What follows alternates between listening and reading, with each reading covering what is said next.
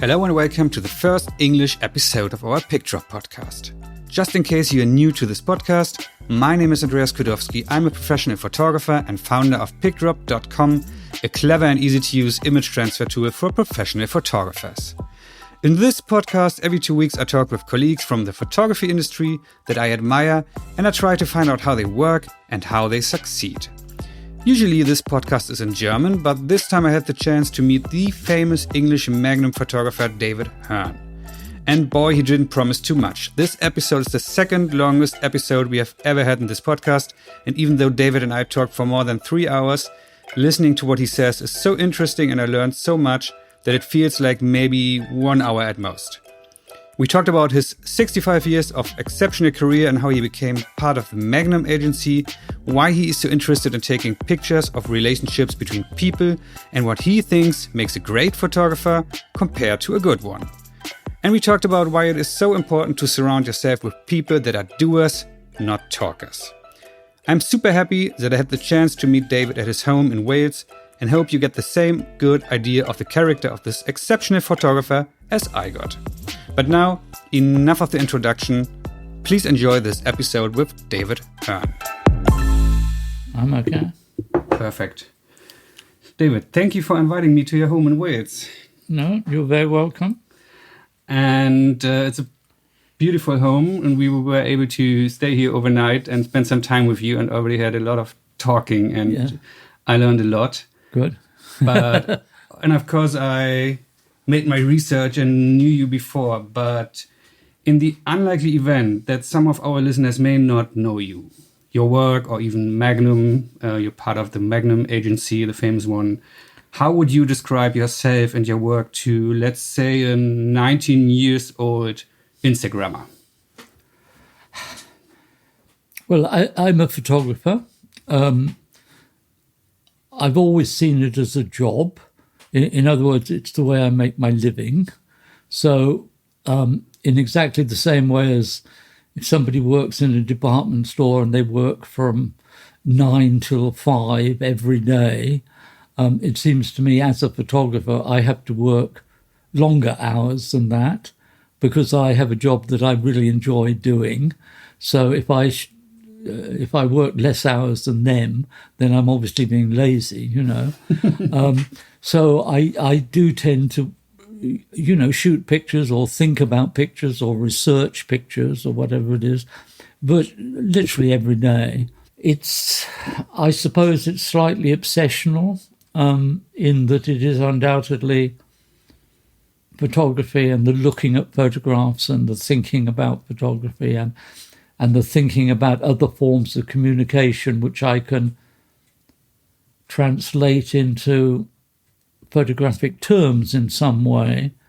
I mean, for example, I'm very friendly with a great pianist, and asking him once, what makes a concert pianist, he said, well, basically you play the piano a lot.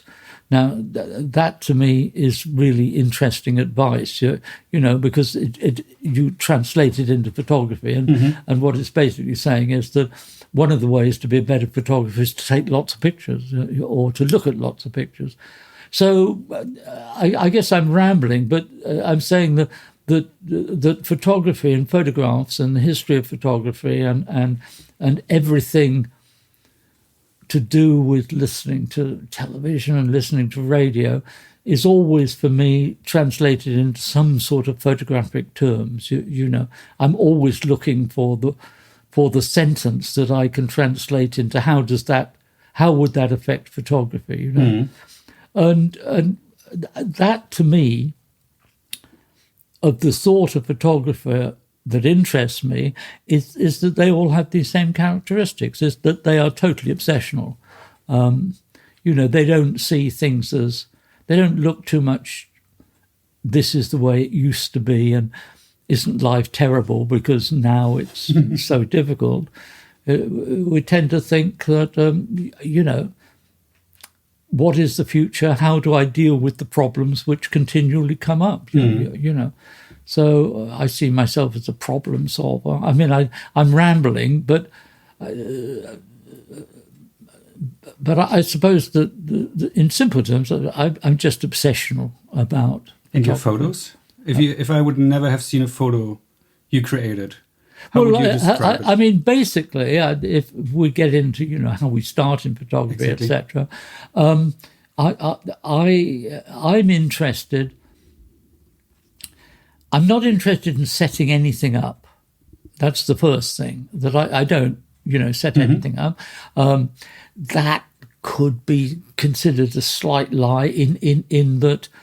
When I shot a picture, I downloaded into something called Lightroom, and I adjust contrasts and things like that. But in the main, the only thing I do is to try to get the picture back to what I think I saw. In other words, I don't suddenly say, "Oh, wouldn't it be nice to have a purple sky?" or something like that. I never do that.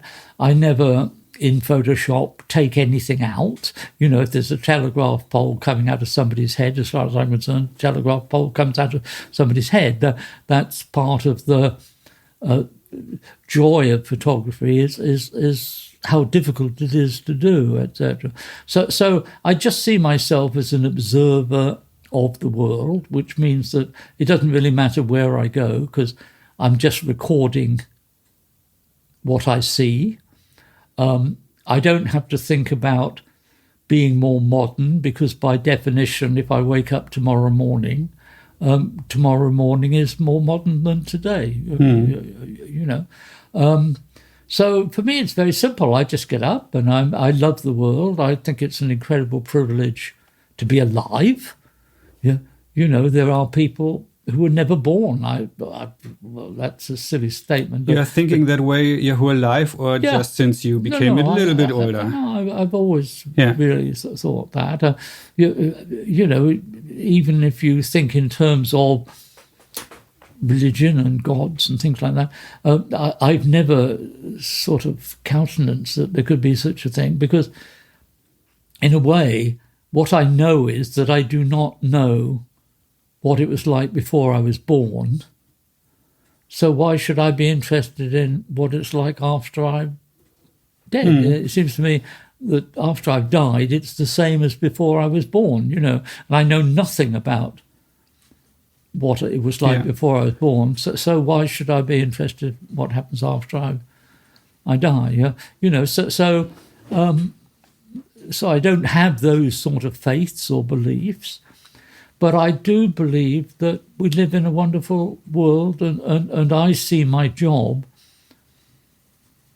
as basically almost, I mean, it's being pompous, but almost as I am a recorder of the history that I encounter as I wander through my life, and I just want to record it accurately as I see it.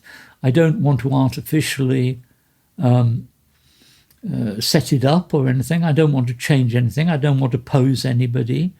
I just want to record. And that, from when I started, I started basically when I was 21. And so I've been photographing for 64 years.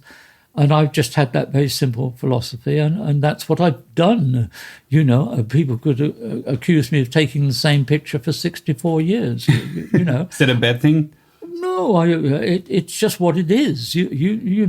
What I do know is that if people look at my pictures at any time, that picture is what I saw at that time, and I try very hard to.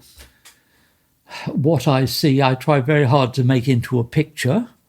And by that, I mean, I try to get the geometry or the composition, whatever you like to call it, correct.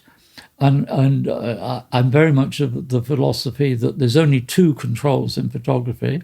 One is where do you stand? And the other one is when do you press the button? And that all photographs are made of standing in the right place and pressing. Seems too easy. Well, it's either very easy or very difficult, because what you're saying is, okay, what is the right place and what is the right moment? But that's the only two controls you have, basically. So the trick is get in the right place, of which research and experience, etc., is one of those things. And then when you're in what you think is the right place, then move 6 inches this way, 6 inches that way, to try to project the subject matter as clearly as you can, which is what we call composition. Mm-hmm. So I feel that I have a very good instinctive sense of composition, so that's never a worry for me.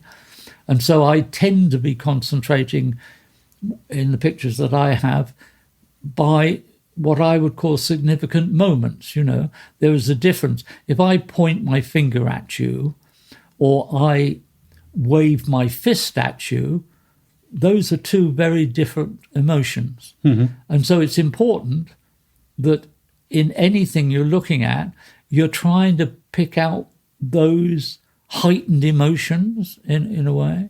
So to me, a photograph is a combination of design, which is linked to the content. The content is obviously always the most important thing, and to do with significant little moments that are happening within that design.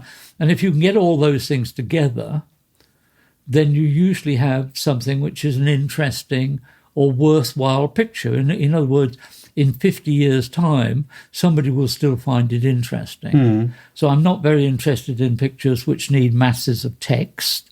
I think it's useful to know when the picture was taken, the date, and it's usually, quite useful to know where it was taken. Was it in France or was it in Germany? Or that? But that to me is all you need. These people that write pages of text telling you how to look at their pictures, it's because they don't take very good pictures. Speaking of content and who's in the picture, you're a Welshman, and even though you've had an international career, you lived in London, you shot movie stars, photographed the Beatles, Sean Connery, aka James Bond. You still moved back to the countryside in the 70s and did not leave since then. Do you find inspiration being in small towns such as this one? No, I find it relaxing. But I don't shoot the pictures of the well-known people. I mean, for example, when I shot the Beatles, I was being hired by the director of the film, Dick Lester, who happened to be a friend of mine. But my agreement with him was that I wasn't the least bit interested in photographing them filming. I didn't see myself as a set photographer. I said that I was happy to do it on condition that he accepted that what I did was deal with the relationship between them and fans and the public, etc. So I shot them not as personalities, but as somebody that a mass of people got a bit hysterical about. So I wasn't the least bit interested in the fact that they were the Beatles. Mm-hmm. That's a slight exaggeration, because obviously they were extraordinary musicians and they were extraordinary writers and all that sort of thing.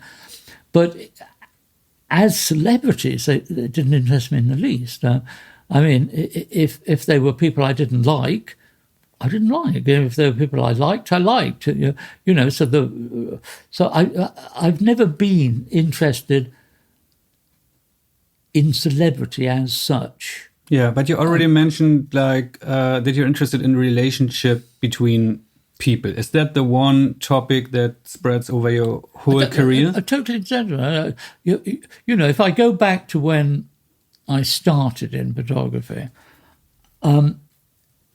if I go back to being young, I'm extremely what's called dyslexic. Mm-hmm. Now, at the time that I went to school, there was no such word. You were thick, basically. You were not very intelligent. It happened that I was exceptionally good at sports, and you can get through your school life. If you're good at sports, you don't have any problems. Everybody loves you because you're in the school team and this, that, and the other. So I got through, but I actually wanted to be either a veterinary surgeon, or an archaeologist. But because I was so dyslexic, it meant that it was almost impossible to get any qualifications, because qualifications at that time were always written qualifications, and if you're dyslexic, you can't read or write. So when I came to the end of my schooling, I couldn't do either of the two things that I wanted to do. You know, I was very good at getting frogs and cutting them up and laying them out on boards and finding where their heart was and all that sort of. I was very good at doing that.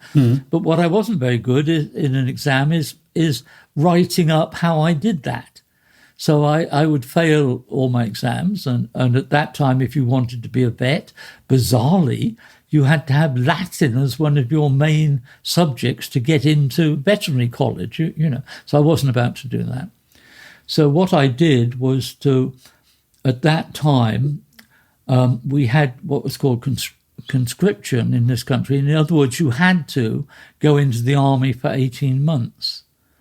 And so I elected to go straight into the army 18 months. And because I was exceptionally good at sports, I ended up at a place called Sandhurst, which is the, rather posh place for training officers and things.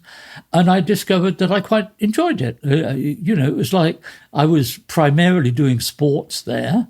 That's how I happened to get there. They wanted a good rugby team, and I was very good at rugby. And so I found myself there primarily to play rugby. But the whole academic side of Sandhurst was very interesting. It was like being at a university.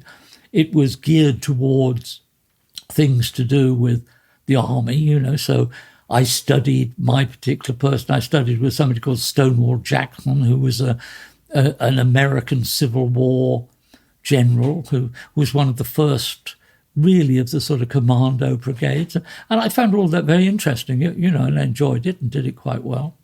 So I was perfectly happy at my life was mapped out. I was going to be an army officer, and, I would have gone up through the ranks and had a very honourable and well-paid profession. So what happened? What happened was one of these fantasy stories, is that I was in the officers' mess, and I was looking at a magazine called Picture Post, which was a very fine current affairs type magazine. And of course, at Sandhurst, there's a lot of propaganda. And the propaganda at that time was that the Russians were our enemies, and there was this wall up there, and all Russians ate their children. They were all nasty people, and this, that, and the other. And this propaganda is being explained to you and laid down by very intelligent people that know how to lay down that kind of propaganda. So I was sort of, taking this in. And then suddenly I looked at this copy of Picture Post and I burst out crying. Well, crying is not something you do in the officers' mess at Sandhurst. It's, not masculine to cry. And the reason that I burst out crying is that there was a picture in Picture Post at that time, and it was of a Russian army officer. It was in a set of pictures that was called Moscow, to do with Moscow. And it was a picture of a Russian army officer buying his wife a hat in a department store. My dad, during the Second World War, had been away most of the time in various sort of places in North Africa and God knows where. And so I never saw him. And the first thing that he did when he came back after the Second World War was to take my mum, and with me in tow, to a department store in Cardiff, which is my home city, and he bought her a hat. And so my first real memory of the love between my mother and my father was the buying of a hat in a department store in Cardiff. And suddenly I saw in this magazine a Russian army officer buying his wife a hat in a department store. What is it exactly what you realized at this moment? I realized that Russian army officers buy their wives hats in department store, and that maybe they don't all eat their children. They're humans. They're human beings. Yeah. And the more I thought about it, the more I thought, isn't this extraordinary? A photograph can create in me emotional response which makes me cry, quite openly cry, in a place where you don't normally cry. And I thought, that's extraordinary. But not only that, it can counteract the propaganda I'm being told by highly intelligent people laying down propaganda. And I put those two things together and I thought, isn't that extraordinary? This thing we call a photograph in a magazine can not only under these circumstances counteract propaganda, but it can create emotion. So it can probably make me laugh, it can make me cry, it can make me angry, it can make me sad, it could do all these things. And I suddenly thought, boy, I'd really like to do that. Now, I'd never shot a picture before in my life. Is it still what you're trying to get today with your pictures? I haven't changed. As far as I'm concerned, I'm still out there looking for an army officer buying his wife a hat in the department store. That's what interests me about life, is the fact that that's what most life is about. Mm. And the more I travel around, and the more I realize that basically people are decent. And it's only governments that cause problems. You get to the people themselves, and then almost all nice and pleasant and decent, and they love each other, or they hate each other, or they stroke each other, or they hit each other, and they all do the same things. And I find that is that sort of circle of life for me is interesting for me. And so I try to record it as accurately as I can and as honestly as I can, whatever those were. You can have all sorts of debate about what is honesty and what is truth and all that sort of academic bullshit. But to me, I know, truth to me is the opposite of a lie. And I know if I'm lying. Everybody knows. Everybody knows if they're lying. So truth is the opposite, as far as I'm concerned. So I know I can be factually incorrect if my research is not as good as it ought to be, or my experience is not as good as it ought to be. I might get something factually incorrect, but I'm not deliberately producing incorrect facts for propaganda.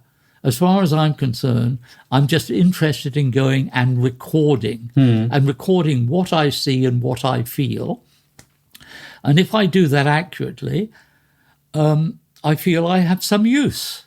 So did you get a chance to get out of the army, or did you have to finish all the 18 months? Well, it gets very complicated. But the where I was lucky is that when you go to Sandhurst, you, in theory, have to sign on for 2 years. But if you got into Sandhurst the way I did, through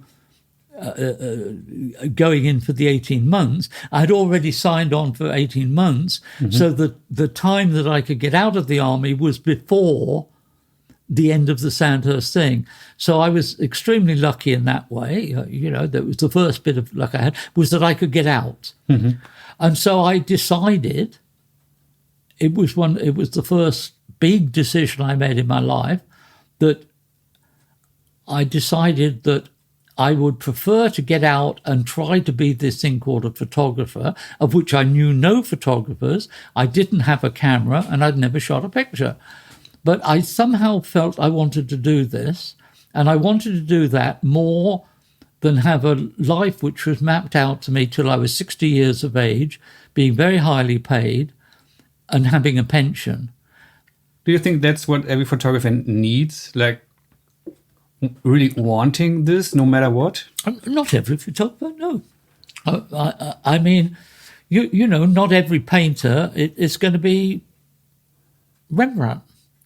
Rembrandt was obsessed with the way he painted, and if somebody gave him a commission, that was wonderful, and if they didn't, he still painted. Most people are the Sunday afternoon painters, and I'm not decrying them in any way. Most people, have a job, or they're illustrators for magazines. But I'm talking magazine. about professional photographers. Well, professional photographers, in the main, they're doing a job like anybody else, and some do it in a very obsessional way.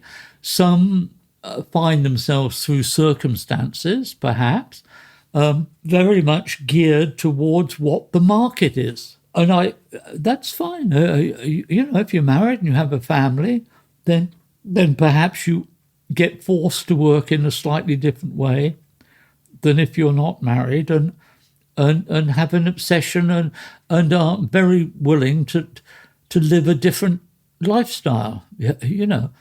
I, in the main, was never very interested in going to parties and doing. To me, a party was going somewhere where I hadn't been before and seeing something I hadn't seen before, and seeing if in some way or other I could put together little groups of pictures which told me a little bit more about what I was looking at. That was my little genre of photography, and that's what I do.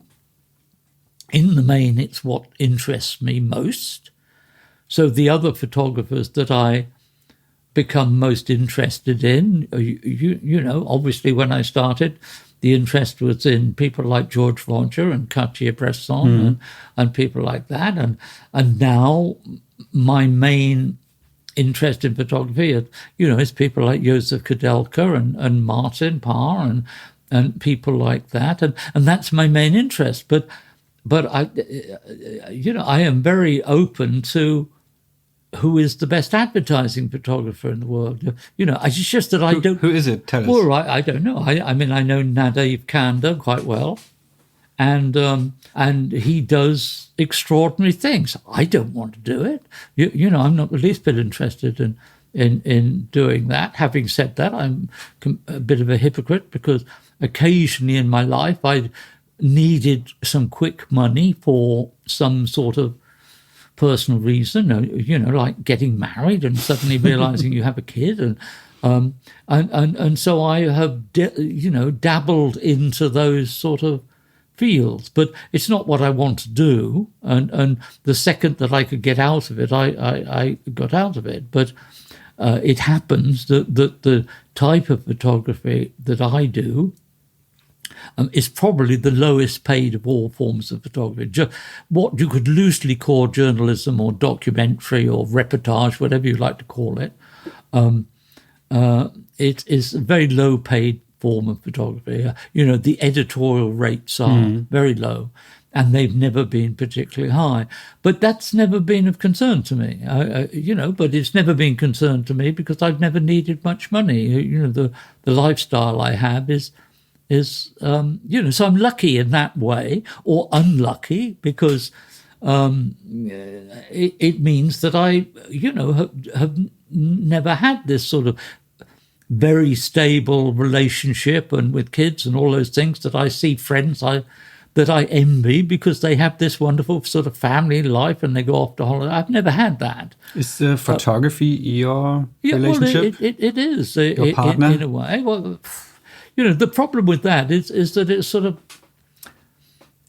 sort of sets up almost like psychological questions and things like that.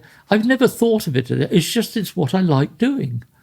And I like doing it more than anything else. And so if I have the choice at the weekend of, going off with my girlfriend, and we're going to go to the whatever it is, the theatre and the dance, or suddenly I hear that in Scotland there's something happening there which I think is interesting, most people would go off with the girlfriend, to the thing. I would go up to Scotland. That's what I've always done. So photography has always been more important to me than anything else. Now, I can understand somebody saying that's a flaw in me, and I would totally accept that and say, yeah, you're right. But it's what it is. You know, I am the person that if there's something I want to photograph, that takes precedent for me. It's kind of difficult. I hope I can, you know, have relationships with people that it isn't a problem.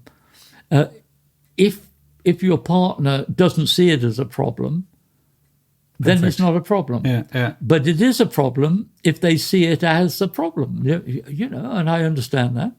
Have you been interested in being a photographer or and taking the pictures, or in being a successful photographer? There are many people out there, including me, that just want to be a successful photographer, but taking the pictures is not what's the fun to them. Okay. The success as such as I think I can honestly say has never interested me in the least. I just want to take pictures that satisfy me. In other words, that in a way relate to a memory of what I've seen. I want to be as accurate in my pictures as I can to my memory of what happened. And that's all that interests me. Now, in hindsight, after 64 years of taking pictures, the photographers that I most admire seem to have that kind of obsession. And because they have that sort of obsession, it seems to me that they have become very, what we call, successful. And by that, what one probably means is that they make a respectable living. They have lots of exhibitions, and people ask them to come and talk and be interviewed and all those sort of like I did with you, like you do. But that's not what interests me. What interests me is shooting the pictures. And as if I live in a little village, and if there's a village fete going on, and if Robert Frank, who's just died, sadly, if he had been here, and Kudelka had been here, and Ouija had been here, and Sergio Lorraine had been here, and Cartier-Bresson had been here, and we all trotted off to the village fete, we wouldn't be in competition with each other, because we would know we would each produce a set of pictures which was identifiable as taken by that person. The Bresson pictures taken at the village fete would not look like Kudelka's pictures. Now, that's what I would call authorship. Now, all forms of communication have that. If you know just a limited thing about painting, you know that that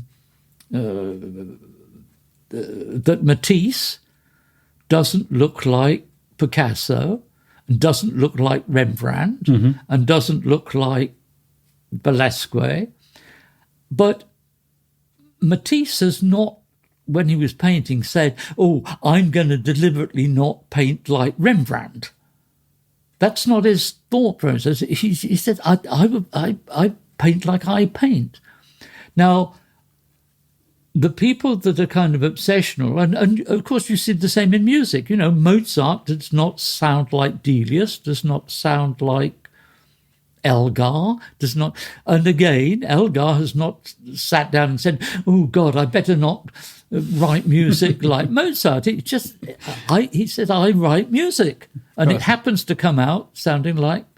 Now, the people that most interest me are the people that have that kind of commodity. In other words, if you can't do it from one picture, but if you showed me 10 pictures by Joseph Kudelka, I would tell you those pictures are taken by Joseph Kudelka. If you showed me 10 pictures by Anders Petersen, I would say they were taken by Anders Petersen, etc. And that is, it turns out that is a very saleable commodity, because major magazines, not the smaller magazines, they don't, they're just trying to fill space. But a major magazine wants to employ somebody that has that kind of authorship. So they don't employ Martin Parr particularly because it's Martin Parr's name. They employ Martin Parr because if they employ him, they know visually what they're going to get. And they know that nobody else can do it. And therefore, they're willing to pay him a lot of money to get that they know they're going to get, because they know that what they're going to get is going to sell their magazine. You know, this hasn't changed over the decades. That will never change. Of course it doesn't. That's why Rembrandt sold paintings to people that wanted Rembrandts, and why, you know, Picasso sold paintings to people that wanted Picassos. They didn't buy a Picasso thinking they're going to get a Rembrandt. They buy a Picasso thinking they're going to get a Picasso, and that it's not going to look like the local painter going out and photographing the local landscape. You know, that's what they're buying. They're buying that particular authorship. Now, that's very rare. But people like Native Canada, for example, they're exceptional, and they're hired because of their... Well, because they're hired in a way because of a mixture of technical expertise, of understanding how to solve a problem, and the problem is usually to do with selling a commodity. So they're very skilled at working with other people, designers and people like that know how to sell a commodity, and then they add something to that, which is a spark that they have, which allows that ad to have a little bit more whatever it is. It's obviously a highly, highly skilled sort of thing, etc. And they get paid because they can do that better than somebody else can. You know, Richard Avedon, Guy Bourdin, Irving Penn were hired as fashion photographers because they were very good at selling frocks, basically. You know, that's what they did, but they did it with a kind of uniqueness to themselves. Now, all I'm saying is that I don't particularly want to do that. I admire it. I mean, I knew Richard Avedon and you know, I know David Bailey and people like this, and I highly admire what they do, and I like them very much as people, and you know, I respect them, etc. I just don't want to do it. And if I'm going to put a picture up on my wall, if they have an extraordinary picture, I mean, if somebody said to me, "Is there a picture you would particularly like of you know?" that you don't have in your swap, I would say, yeah, well, Richard Avedon does these extraordinary fashion pictures with bloody elephants in the background, with his favourite model, you know, prancing around in front of elephants. Isn't that extraordinary that he could do that? You know, I would love one of those pictures, but I don't want to take it. I'm not the least bit interested in trying to do it. But I do respect that it's what he's done extremely well. So I love people that push what they do to the absolute limit, so that you look at it and think, how on earth did they do that? You know, I just don't understand how Avedon shot those pictures. Would you call yourself someone who did that during your career? Well, I had a limited kind of time when I worked in fashion. I think I was sensible in that when I went into fashion because I needed to make some money, instead of trying to do what fashion photographers do, which in the main is control models to do what they do, I knew that I didn't know how to do that. You know, so how am I going to compete with people like Avedon and Bailey and Penn and people like that at manipulating models? I don't know how to do it. Yeah, but also with your current pictures, like yes. When you take pictures of all these relationships, people sitting on benches in the park or whatever. Yes. I'm pretty sure. Whatever it is. Yeah, whatever it is. Yeah. Are you trying to push it to the limit? Like you see an interesting scene and you stay there more or less hidden, like for 30 minutes until you get the result that you want to have? If I feel there is some sort of emotional thing happening between them, then I will stay forever to try to get the moment which most clearly says that. So Even when I if went it rains and it's getting cold and you have bad shoes on these days. Absolutely. I spend hours and hours and hours. I mean, I've very often said, people say to me, what's the most important sort of bit of equipment you have? And I say, undoubtedly shoes, because if you're somebody like I do, when I was younger, I used to spend 12 hours a day shooting pictures. Well, if you're going to walk around for 12 hours a day, you better have good shoes. Much more important than the camera. The cameras are all the same. All a camera can ever be is a box with a hole in the front, and the hole can be more sophisticated and have a lens, which is slightly better. But, I shot some tests on the first camera I ever had, which was a folding bellows camera, and the results were every bit as good as what I get with my cameras nowadays. So lenses haven't really changed. The shutters haven't really changed. They allow light through for longer or shorter periods of time. So nothing much has changed in terms of a camera, But shoes are more comfortable. And so, the first thing that I advise somebody to do is go and buy really, really good shoes so that at the end of 12 hours, you don't have sore feet. And you want to do it again. Yeah. So those are the sort of things. But as I say, when I went into fashion, I was very aware that it was silly for me to try to compete with somebody that was going to stage direct models because I didn't know how to do it. So my way of doing it was to say, let's go down to the beach and let's take a dog and you play with the dog on the beach and I'll take pictures as though I'm taking pictures of somebody playing with their dog on the beach. But I would do it realizing that the purpose of what I'm doing is to try to sell a frock. So I better concentrate as much on being able to see the garment that you're dressed in as the relationship between you and the dog.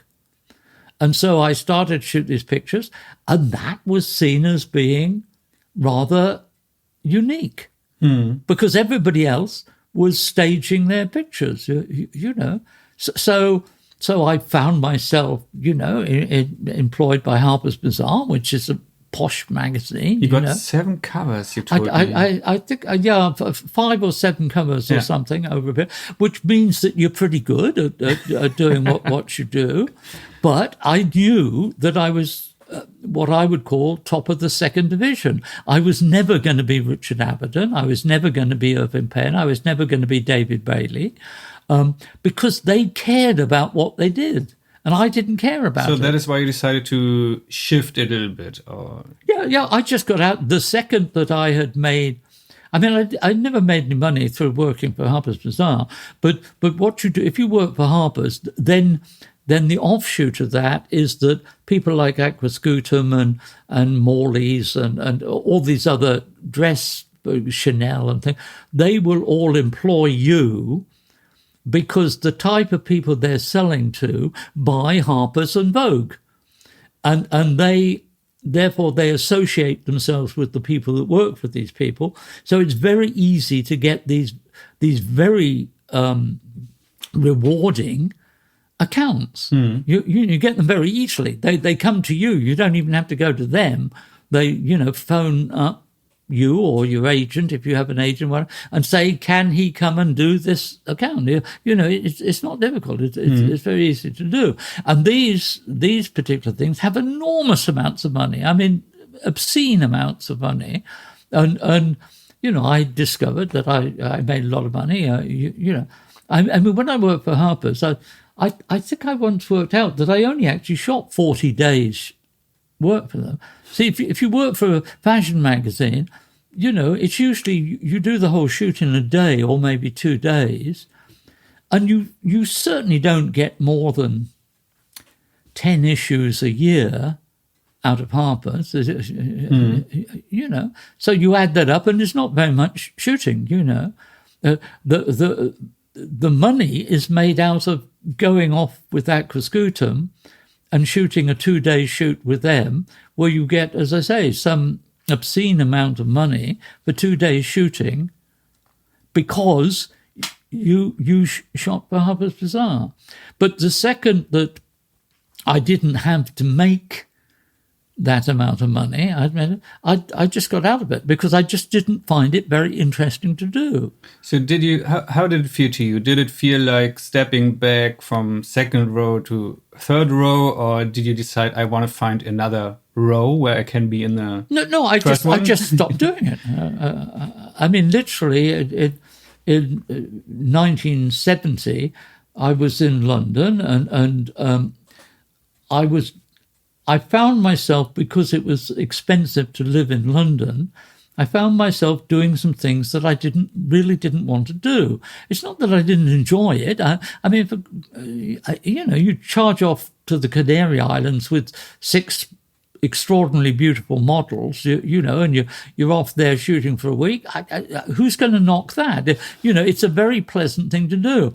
But I found myself shooting the pictures and just giving the film to the either the stylist or the art director there, and not even bothering to look at the magazine when it was published. That's not a very good sign.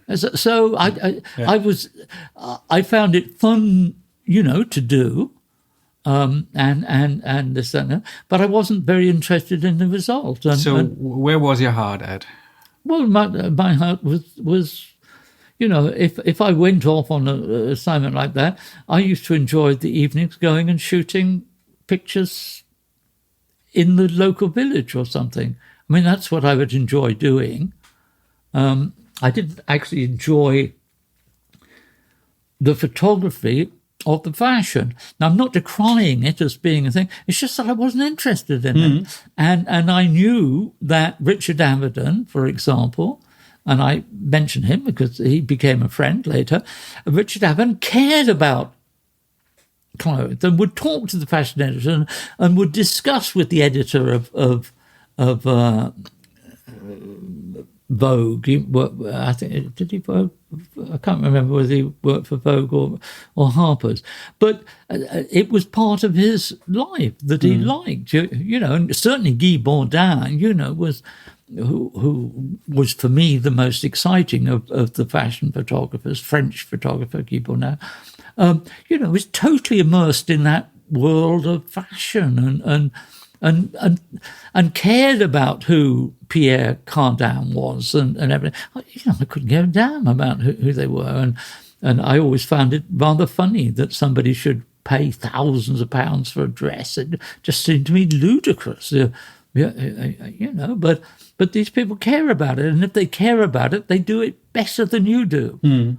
And so in 1970, when I suddenly realised that I was spending money in London, that I was well enough established that I didn't have to be there anymore. I thought I'd do the experiment of going home, which was going back to Wales, and when I got back to Wales, I realised it cost me about a third of the price to live than it did in London, and that I didn't have to do anything I didn't want to do. I could do just what I wanted to do, and I didn't like taking assignments, whether that is to do with a fear. I don't like getting into something and then suddenly realise I'm not doing it very well. But I'm not allowed to stop doing it.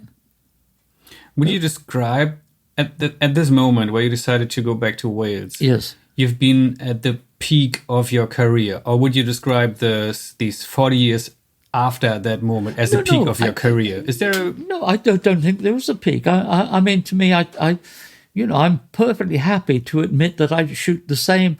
If we're talking about the pictures that I like most of my own, I shoot exactly the same picture that I did when I started. I shoot the same picture now. It still relates to man buying his wife a hat and giving her a hug. Basically, that's what I like doing. And I've done that for 64 years, and I've made a living doing that, and that's what I want to do. Every so often, I've sort of floated off in another direction. I had a whole period for various reasons of working on, in theory, working on movies, although in fact I didn't work it on movies in the way that people normally, they become, they cover the making of a film. Mm-hmm. I've never been particularly interested in that. I'm interested in meeting the people that make films, because I found that movie directors, the best of them, are really interesting people, and as a photographer of some kind of, that they know of, you can get to know the director. So if you work on a movie set, you're in a very privileged position of being able to be friends with the director, usually friends with the people that are the stars of the movie, but you can also be friends with the crew. So, at that time you had lighting cameramen and this, that and the other, and I was as friendly with them as I was with the star of the movie. And you're in this unique position of being able to deal with all this. But I was much more interested in the offset relationships. And again, I think why those sort of pictures have continued to sell is because most other people that work in those situations set up a whole lot of pictures and say, oh, I've got 10 minutes with this person. We'll sit them there and they'll look at the camera and they'll smile at the camera. And then they wonder why 20 years later those pictures don't sell. And the reason they don't sell is because 400 other photographers shot the same picture. Everybody is staging. They're all staging. Yeah. And therefore, if somebody now wants a picture, they're looking for the picture which is slightly different. And as I don't stage pictures, then the picture that I take is slightly different from everybody else. And so I have a pretty good chance of 20 years later, my pictures continue to sell, simply because if somebody looks, trawls through what is available, they find there's 400 pictures of this person grinning at the picture, and then suddenly there's this other picture here, which is they're picking their nose or whatever they're doing. They're doing something different, and so they'll obviously buy that picture. So would you call it a long-term strategy, or is it just? It wasn't a strategy in that I didn't. When I was doing it, it's what I did. It was what I was interested in doing. In hindsight, it is a long-term strategy. So if I'm talking to young people, I say, well, there's not much point in shooting the same picture that everybody else is shooting.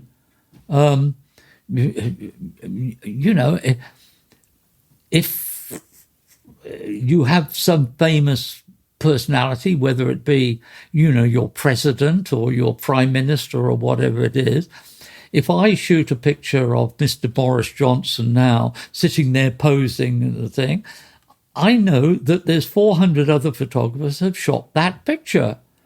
And I know that in 20 years' time, that's not the least bit interesting. I also know that he very deliberately cycles, to Parliament, etc. And I know that 400 or 500 people have shot a bloody picture of him on his bicycle cycling.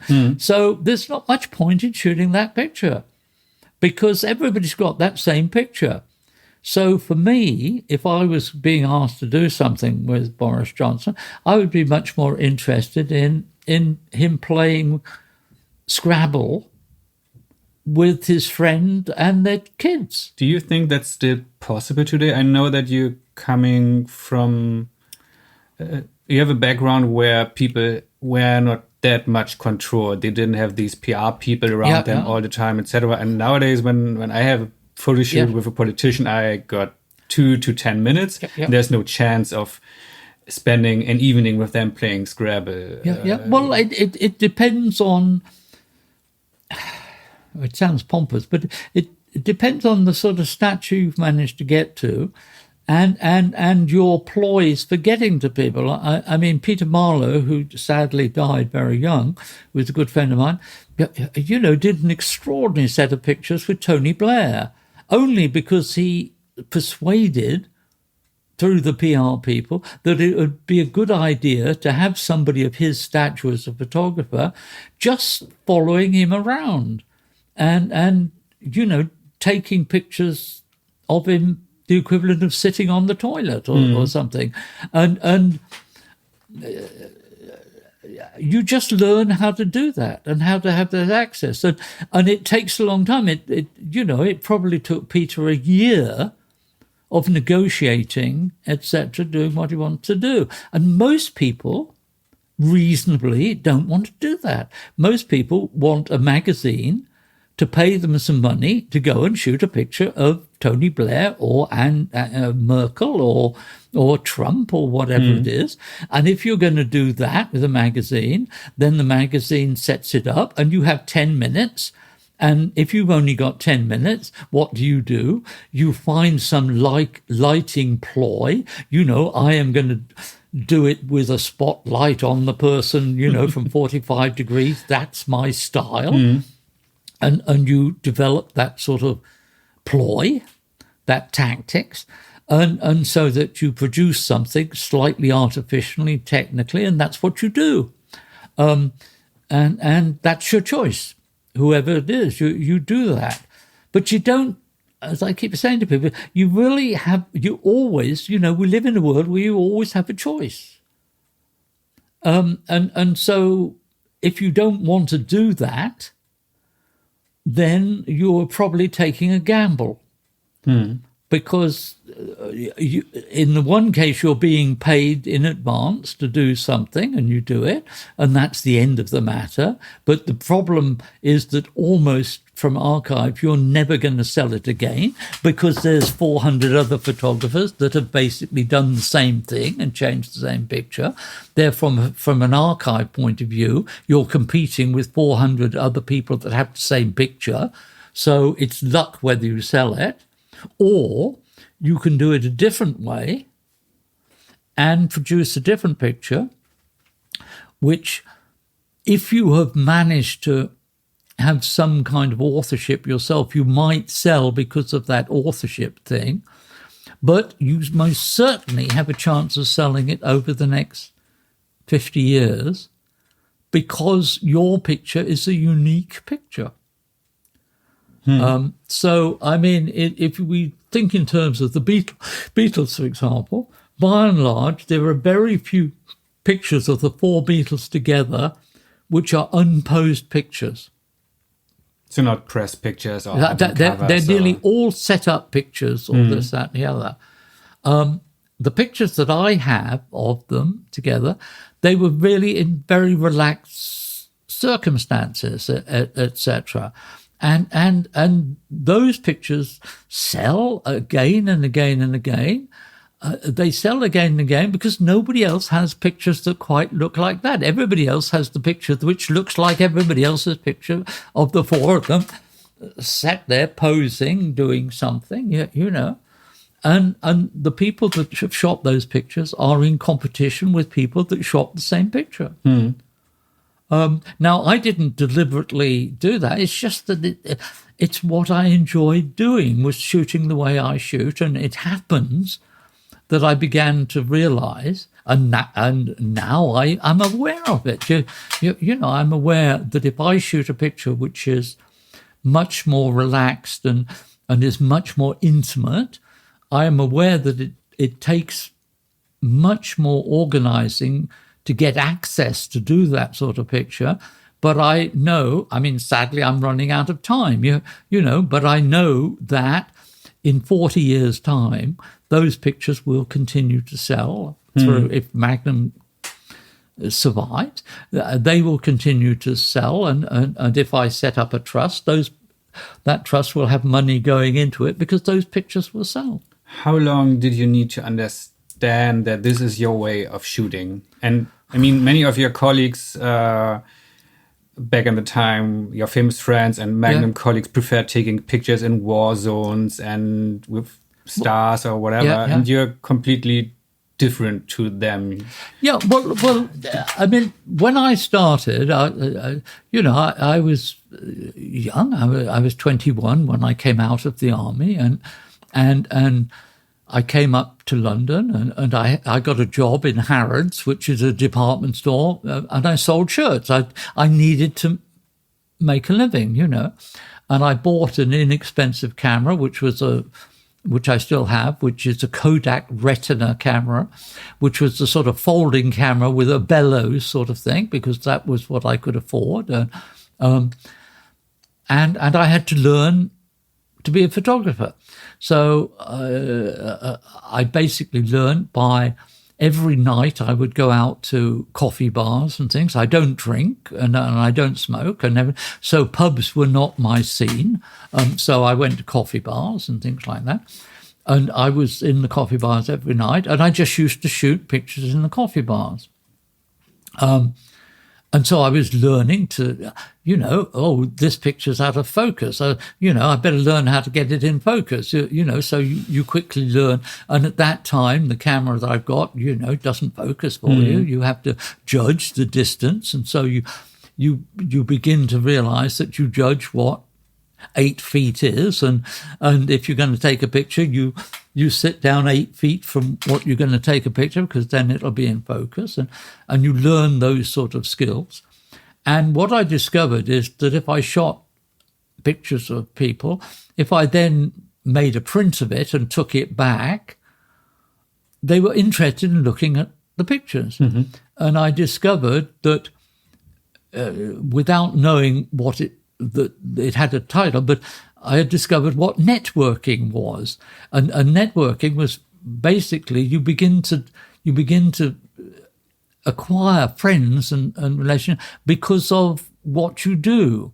And I discovered that people that do things, tend to like people that do things, and people that talk about doing things tend to congregate around other people that spend all their time talking about what they're going to do, but never actually quite do it. They've always got an excuse for not doing it, And so I began to acquire from the coffee bar friends, of which one was Ken Russell, who at that time was originally a ballet dancer, bizarrely, with Ballet Rampe, and later went on to become a film director of a lot of films that, some people like and some people dislike, but was obviously a major, major, major film director.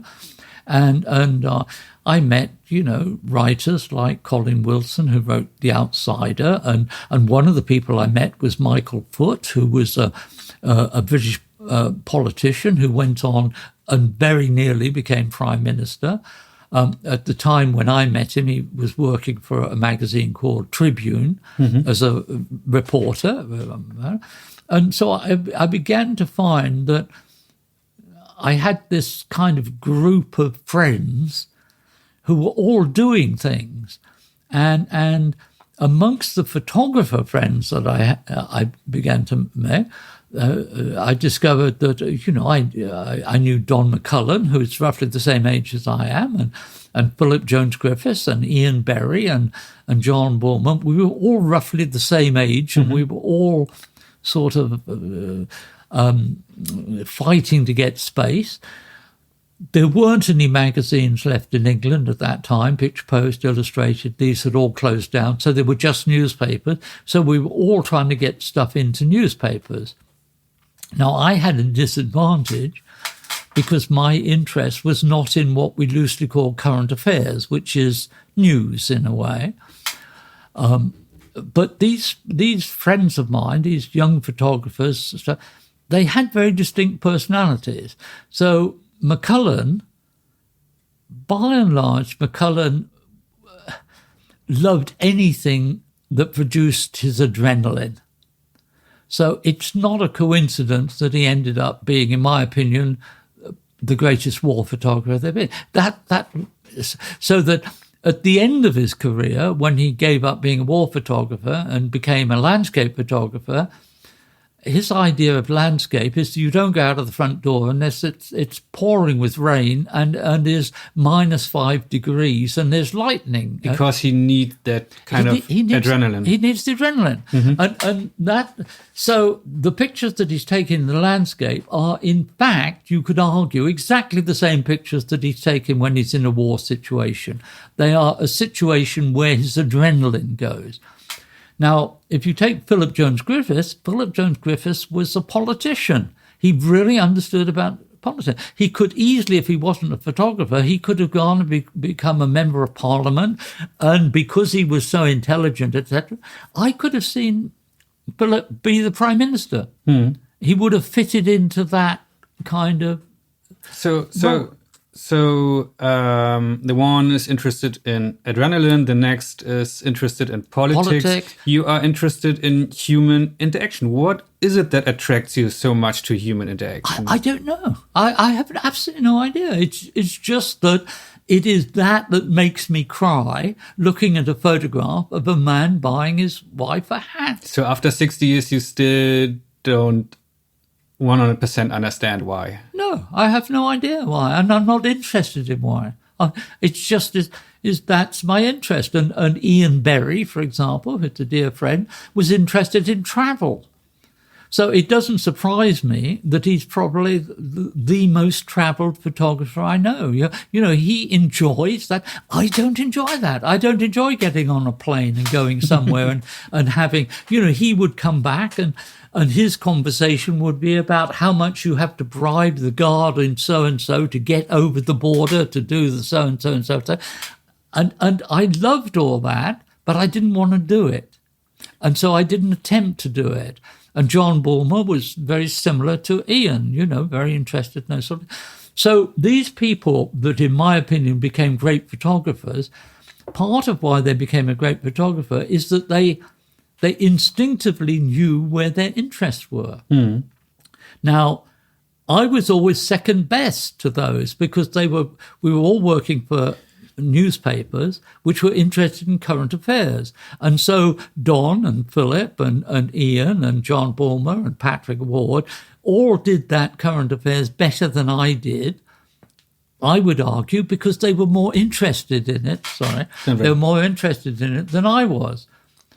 What then happened was that there was a remarkable change in roughly 1960 where the newspapers started to have supplements which were full of pictures, and some of them were wonderful. The Sunday Times, you know, had these extraordinary things. And then life changed because in the main, they still wanted the current affairs story. So suddenly Philip was in competition with Martin, etc. But always these magazines had a little space for what McCullen once said to me, tinsel society, the triviality. And the only person that was in that grouping that was interested in that was me. So that's your space. So that was my space. I found my space. And so, you know, I would find these silly little stories about, you know, the guy whose dog managed to deal with more sheep dogs. And is that a true story? And that would be a simple story. Or I would discover, you know, a whole street in the valleys which would all go on holiday together. So they would hire a coach and they would go somewhere together and they would go down to the beach. And when they were on the beach, they would all stick together. And I would do a little story on that. And the only person that was interested in doing that story was me. And the magazines also hired you because not you were the only person, but also they knew you are the best person to do these stories? Well, because I was the person most interested in it. And if you're very interested in it, and if you have an understanding of how to put together a set of pictures that as a set of pictures, they tell you more about the event than as an individual picture. And if that's the way you work, then it meant that if they hired me and I would always give them ideas. You see, a picture editor at that time would have to come up with, let's say, a dozen stories a week to fill his magazine. And obviously he would, Vietnam War was on, so they would say to Don, go and get shot at, and they would probably say to Philip, go and deal with the politics of being shot at. And they would say to Ian Berry, there is something happening in Uganda, with Idi Amin or something, go and do that. And I would put up some silly idea, a little idea, and they would say, fine, go and do that. And so I would put up ideas to the magazine, which the picture editor loved because he would have this space available, but it wasn't what he was interested in trying to think up ideas about, So somebody like me that was giving him ideas, which was, I understood what the editorial policy of that magazine is. And every magazine thinks they have an editorial policy. They think they're unique. And if you can fathom out what that sort of policy loosely is, and if you can put ideas to that magazine, a very simple example is that I discovered reasonably early on that there is a magazine called Nursing Times. And it's a little magazine that just deals with nurses. Mm-hmm. And obviously it's quite a serious magazine because nursing is a serious activity. And I discovered that they would do little, 5 or 6 page stories about nursing. And I then discovered that many countries in the world have the equivalent of Nursing Times. Really? And so what I would do is I would go to hospitals and discover if they had a unique nurse.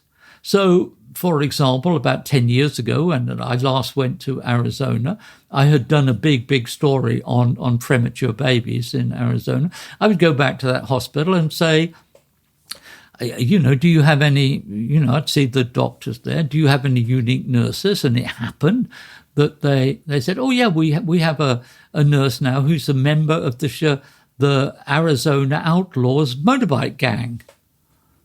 And, I think, oh, that's fantastic, because I know I've got a picture story. If I go and shoot a picture of her in their sort of pub that they hang out at, I've got a picture, and I take a picture of her on her motorbike with these Hells Angels going off on their thing. And then I take a picture of her back at the hospital, changing out of the uniform in. And then I take a picture of her on the ward with the baby and this, that, and the other. And then I take a picture of her with the mother of the baby. I've got a picture story. Yeah. And that picture story will publish in every one of those nursing magazines. Now, that is... This is how you connected your interest with also making good money. Well, it's not making. It's nothing to do with making good money. It's to do with being a job. I get that. I have. Yeah, let's call it make it a living. Making a living. Yeah. And if you don't make a living, then you die of malnutrition. And if you die of malnutrition, you don't shoot any more pictures. So it's always important to me at the back of my mind to think, I don't want to shoot pictures which go in a box under my bed. I want to take pictures that I think other people are interested enough in that perhaps they will pay me a certain amount of money. I don't care how much, but they pay me a certain amount of money, which allows me to take more pictures the following week. And that's what I've always done. I'm lucky in that I've never needed to make much money. So if I suddenly make a big chunk of money out of something, that's good. It goes into my bank and allows me to, go and do more stuff I want to do. If I break even on a story, then I'm delighted. I haven't lost money on it.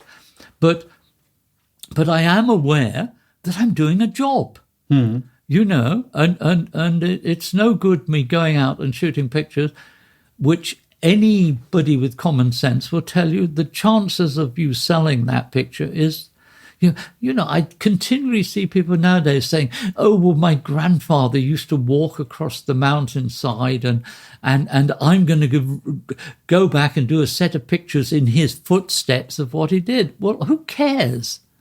It's just an easy solution. There's nobody in the world that's going to be interested in that. I often say to young people, they say, "Well, how do you work out what it is?" I say, "Well, look, you pretend you are the editor of any magazine you like in the world. You invent your own magazine. You're the editor. If somebody brought the story you've just done on your grandfather walking over the bloody hillside, do you think that would sell your magazine? Do you think that you would sell the magazine?" I doubt it. And you doubt it. Therefore, why in the hell do you think anybody else should be interested in what you do? So when you have all the subjects in the world, try to pick something that you, if somebody brought it to you, would think, "I think that's interesting." It seems to me it's not rocket science. It's very simple. So my advice to everybody is think of 10 stories you would really like to do. I don't care what they are. Just think of 10 stories. I would like to shoot some pictures on the moon. Okay, that's one of your stories you write. Write down your 10 things you'd want to do. By definition, you are saying to yourself, "I'd like to do this," and then start ticking them off. Do I think that it's feasible to shoot pictures on the moon? No, it isn't. Okay, so cross that one off. Do I have enough money to go to Lapland to spend 3 months with the Lapland? No, I don't. Okay, tick that one off. Still 8 left. But there's still got 8 left. And then you will end up with 2 or 3 which are actually feasible things to do. You've already told yourself you're interested in those because you've written that. So do things which are sensible to do. Do things that you can do. Do things which you think other people might be interested in, and give yourself a fighting chance. Don't just because it seems interesting. People become, at the moment, I think, are far too narcissistic. They're so interested in themselves that they're not thinking about the subject matter and what they're trying to do with that subject matter. And that, to me, is the criteria. What is it and who is interested in it? If you find it's interesting and you think that other people might be interested in it, then you stand a fighting chance of somebody paying you some money for it. So these basics haven't changed at all? No, and they never will. And it doesn't matter if I'm interested in shooting skateboarders. If you're the best photographer of skateboarders and you really understand about it, you will have a market. One of the things I've now more or less given up doing workshops and things like that for all sorts of reasons, which we could go into.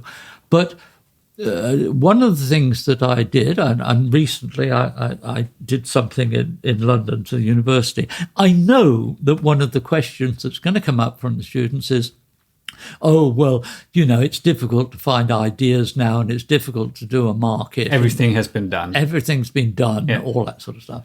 So I deliberately, before I go there, I have to go to Paddington Station. So I go to Paddington Station and I go in there and I now know the buyer of the magazines there.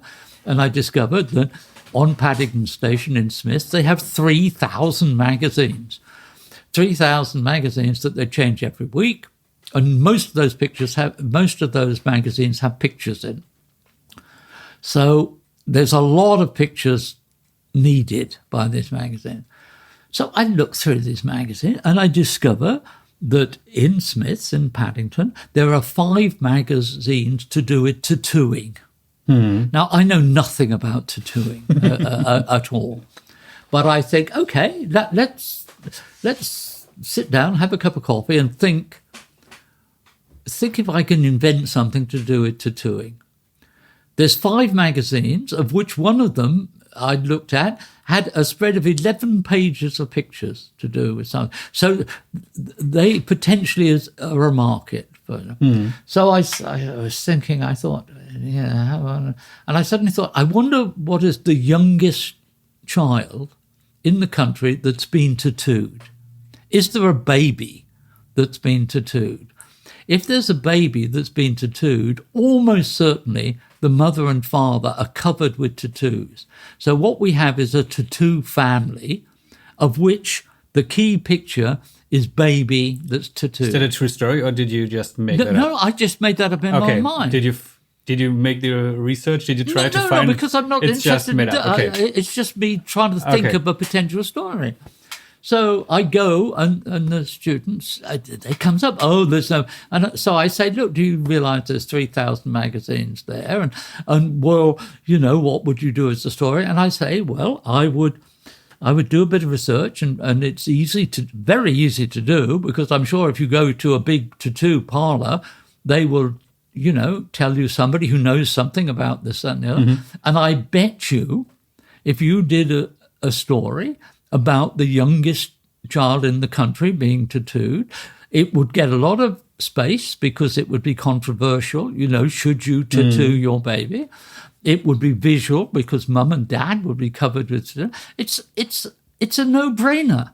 And you came up with this idea on your way to the students. On the way to the students. You didn't sit at home thinking about it for days. No. I just popped into the... And I'm sure if I went up to Paddington again, I could find another group of magazines about something I know nothing about, and I bet you I could think up potentially a story that could do it. So what we're actually talking about is about thinking and understanding about the putting together a group of pictures which becomes the story. And then instead of thinking about my great art piece, your great art photograph comes out of that set of pictures you've done on the story. So if you look at the great Bresson pictures, for example, or the great Kudelka pictures, the great Kudelka pictures come out of the fact that he did a thing about gypsies. And if you look at the gypsy books, there are 5 pictures in there which are the classic great pictures. There are a lot of pictures in there which are not the great classic pictures, but the great classic pictures came out of the fact that he did this in-depth story about gypsies. So you don't go out to take the great picture. You go out to cover something as a group of pictures. And out of that, if you are staggeringly lucky, and it's rare, you produce a great picture. So if you look at Bresson, and if you get a hold of early holiday magazines, you will see whole issues of Bresson, and it might say this is an issue on the Camargue, and it will be all Bresson pictures. And within that, you will see 3 classic Bresson pictures, but you will also find 20 very good pictures by Bresson, but they're not his great classic pictures. But the great classic pictures, he's not gone out saying, oh, I'm going to take my great classic picture.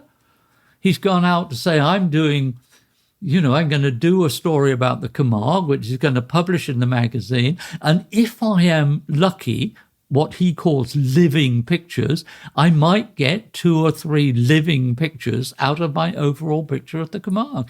And that's the way that all of the photographers that I most admire worked. Including you. Including Bresson, including Kudelka, including Sergio Lorraine, including Ian Berry, including Don McCullen. Could we just call it, you have to work your, how did you say, work your butt off? Work your butt off, yeah. You take lots of pictures, and you take them understanding how to put together a story. And putting together a story, it's the classic thing that, Eisenstein wrote in his book on making film, etc. It's the classic thing of basically 3 pictures. One is where is this event taking place? 2 is who are the relationships between? and 3 is there a key figure? So if you look at John Ford's movie Stagecoach, what do you see? The opening shot is the open space. It happens to be in Arizona, and it's a little tiny stagecoach going across the landscape. So what we're saying is that it's telling us that this is a cowboy movie about open landscape, and the first thing we see is the stagecoach. It's all in there already. That tells you, in the first opening shot of the film, basically what the film is about. Then the next picture there is in the stagecoach, and it's showing you 4 people there and the relationship between them talking. That tells you these are, and then you cut into a picture of John Wayne, the hero, and it's a classic close portrait of the thing. That's the 3 basic pictures. And by and large, that's what you need to do when you're doing any story. So if I'm going to go and say do something as simple as a sheepdog trial, the farmers with their dogs and their sheepdogs in competition, the first thing that I do when I get there, in my mind, I'm thinking, what is the picture which tells me that this particular sheepdog trial is in Clandogo, it's not in Bala, it's not in... What are the characters? So I'm looking around saying, where do I go to shoot an overall picture, which is really beautifully, because it's the sort of picture which is... The design of the picture is very important. So you're following your own script, kind of. Yeah. And I can be I know that I'm going to be looking for this before I get there. So I'm looking, if I'm shooting a single portrait of somebody, I never go to shoot the single portrait of them. I always do it in terms of the story, so that if the editor of the magazine suddenly finds they've got more space, I've got a whole story for them. So if I was shooting a picture of you at home, the first thing I'd be doing is, where can I shoot a picture of you by which I can see what your home looks like? And I would get that picture done at the beginning, because it's always the one you forget about. Then I would hopefully, if you had friends there, I would be doing a picture of you in conversation with your friends. And then the last picture I take is what is the obvious picture, which is the portrait, the close-up portrait of you. And so at the sheepdog trial, I would be looking for where do I need to go at some point during this day to show an overall picture. And experience would be telling me it would be a good idea when there's a lot of sheep being rounded up, so I don't go and climb up the hill and shoot the overall picture when there's no sheep in the picture. So, experience tells me that sometime during the day there would be a lot of sheep. And then I would think, when is there going to be a thing when a lot of the various farmers get together, where, at what point? And then I would be looking around saying, are there people here who seem to me visually a very good example, a slightly exaggerated example of the sort of farmer look. And so that would be the start of, I would need to get those 3 pictures. So I get that, but I also know that you didn't get a formal education on this. You didn't go to university or whatever. No. Are your friends from Magnum, like Cartier-Bresson, etc., is being in contact with them and meeting them, drinking coffee with them over all these decades, has this been your education? Well, my initial education was, obviously I didn't even know who Cartier-Bresson was. My initial education came from meeting people in coffee bars that I enjoyed that did things.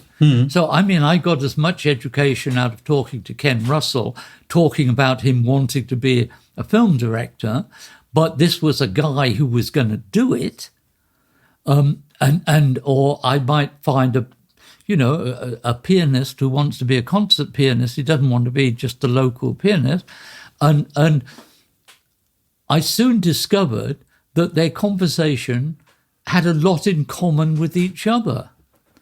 It was always to do with never thinking in terms of anything being a problem, but thinking in terms of how do I solve this problem.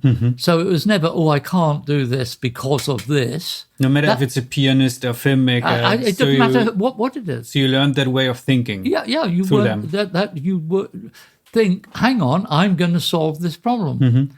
And then you spend a lot more time, I would spend a lot of time having dinner and things with Philip and Don. And in this conversation, we would be pooling information.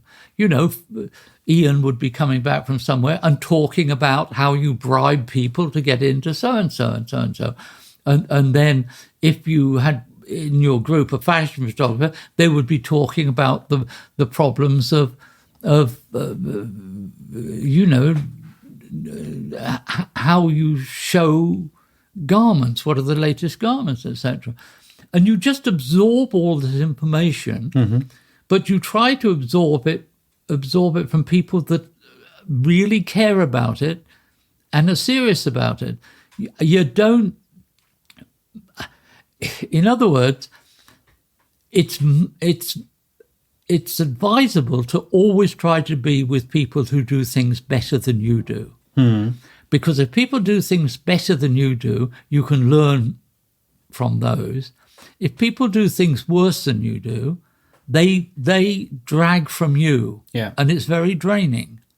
And the problem with that is they always have the same conversation. They've got all the excuses for why they haven't done it, or why it can't be done, or why it can't.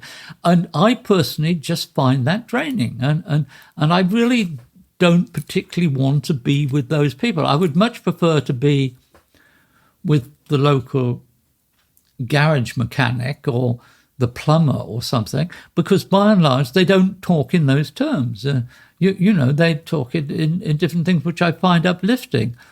But nothing is more boring for me than being with a photographer that's telling you why things can't be done.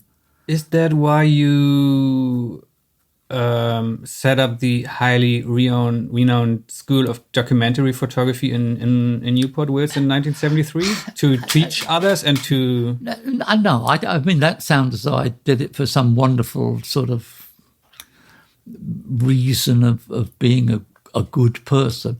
I came back to Wales in 1970 primarily because I found the cost of living in London was such that I was having to do things that I didn't really want to do. It wasn't that I didn't enjoy doing them, because I was careful about picking things which I thought were quite fun to do. What other people, the equivalent of other people going to nightclubs and things, being a fashion photographer was the equivalent of that. But I just didn't want to keep the pictures at the end. And I had realized that I really loved looking at pictures. And therefore, in my mind, there were things that I found were interesting pictures and other things which weren't interesting pictures. And I just wanted to try to take interesting pictures. And I realized that I was, to a certain degree, being stopped doing that because I was having to make a living to live in London. So I thought I'd try the experiment in 1970 of coming back to Wales, which is my home country. And I decided for a year I would spend 40% of my time just photographing in Wales and seeing if I could function doing that. And so my reason to come back to Wales was purely a financial reason, that it would be cheaper to live in Wales. And I thought I had got to a point in my career where I could probably just about survive in Wales. I did that and discovered I could survive very easily, because the type of story that I didn't have to be in London. You know, I was putting ideas up to magazines. I could do that over the phone, or I could go up to London on the train and talk to a magazine about it. So I didn't find that a problem. So I was back in Wales, and again, one of these really bizarrely unique things, the Welsh Arts Council, which had at the head of it an extremely constructive guy called Peter Jones and an extremely constructive woman called Isabel Hitchman, somehow discovered that I was coming back to Wales.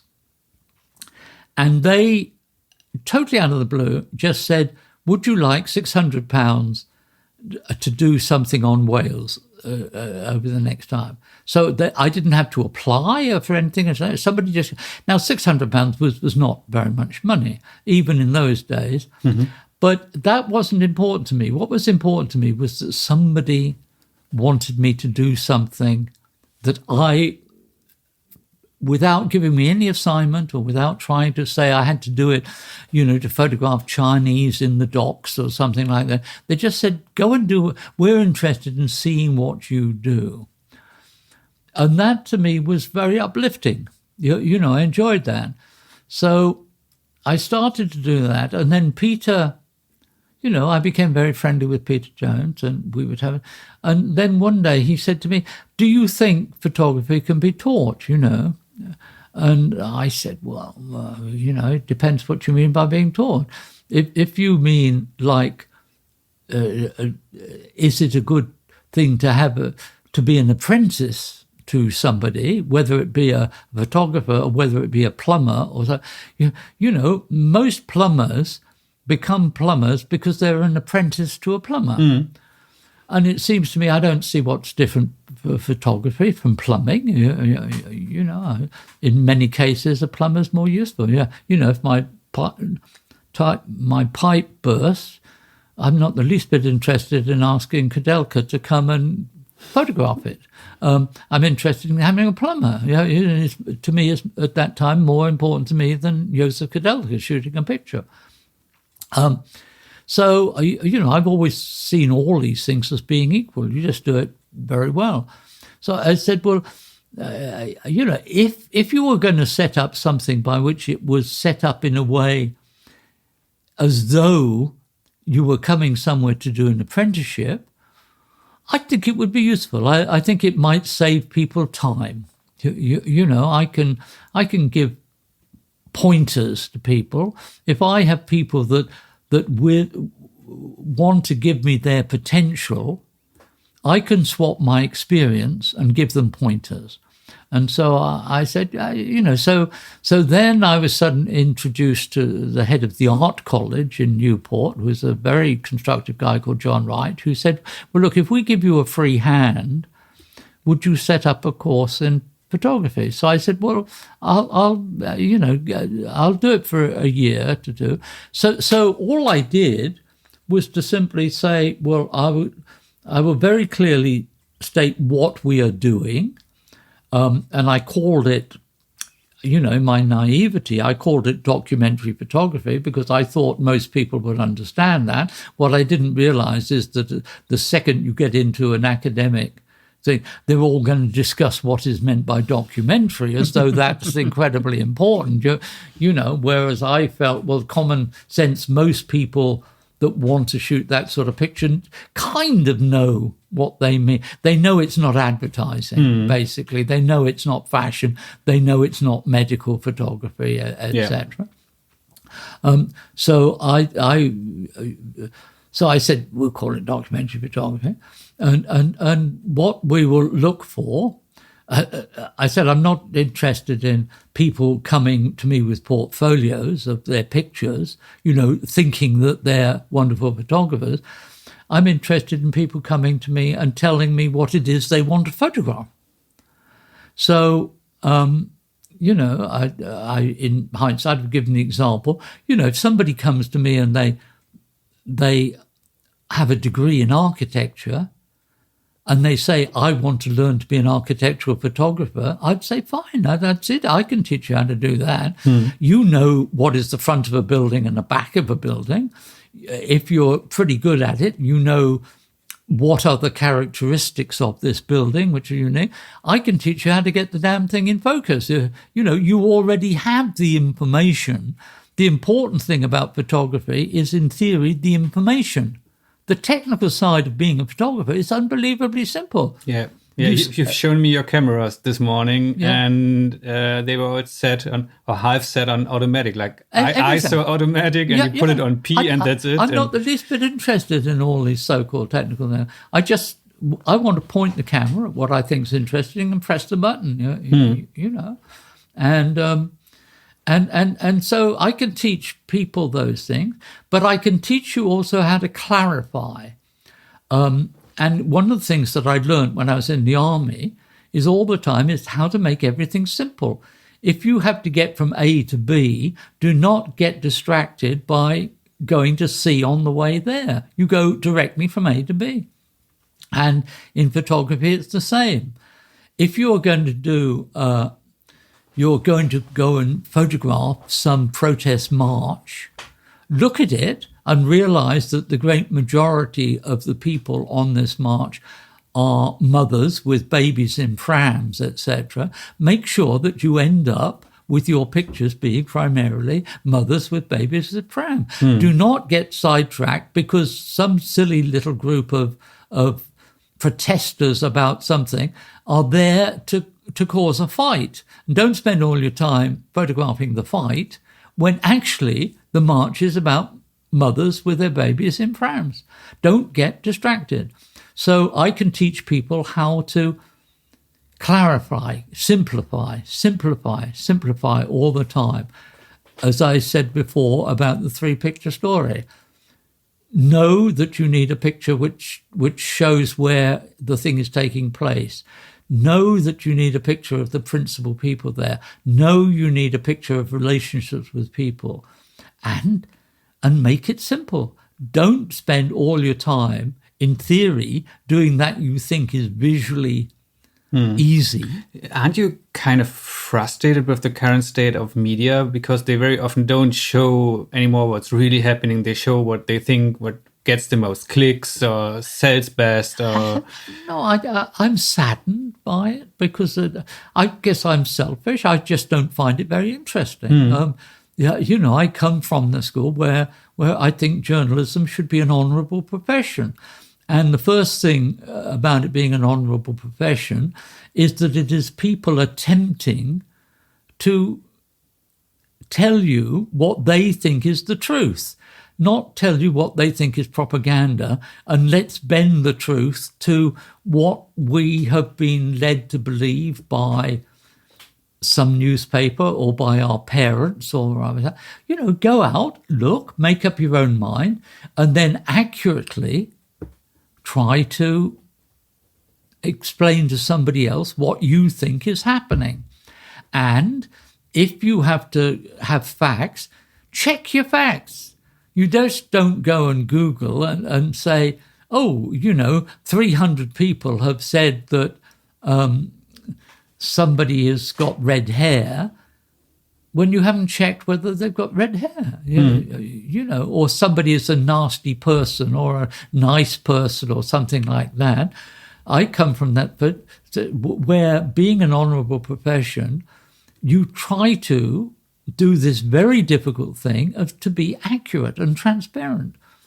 Now, I find now that doesn't seem to be important anymore for people.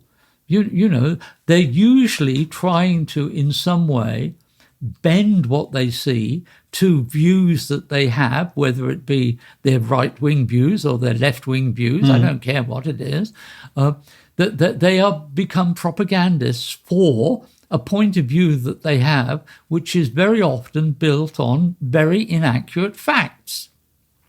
I'm one of these people that likes to know the facts. So if somebody says to me, this is this, I say, well, where did you get that information from?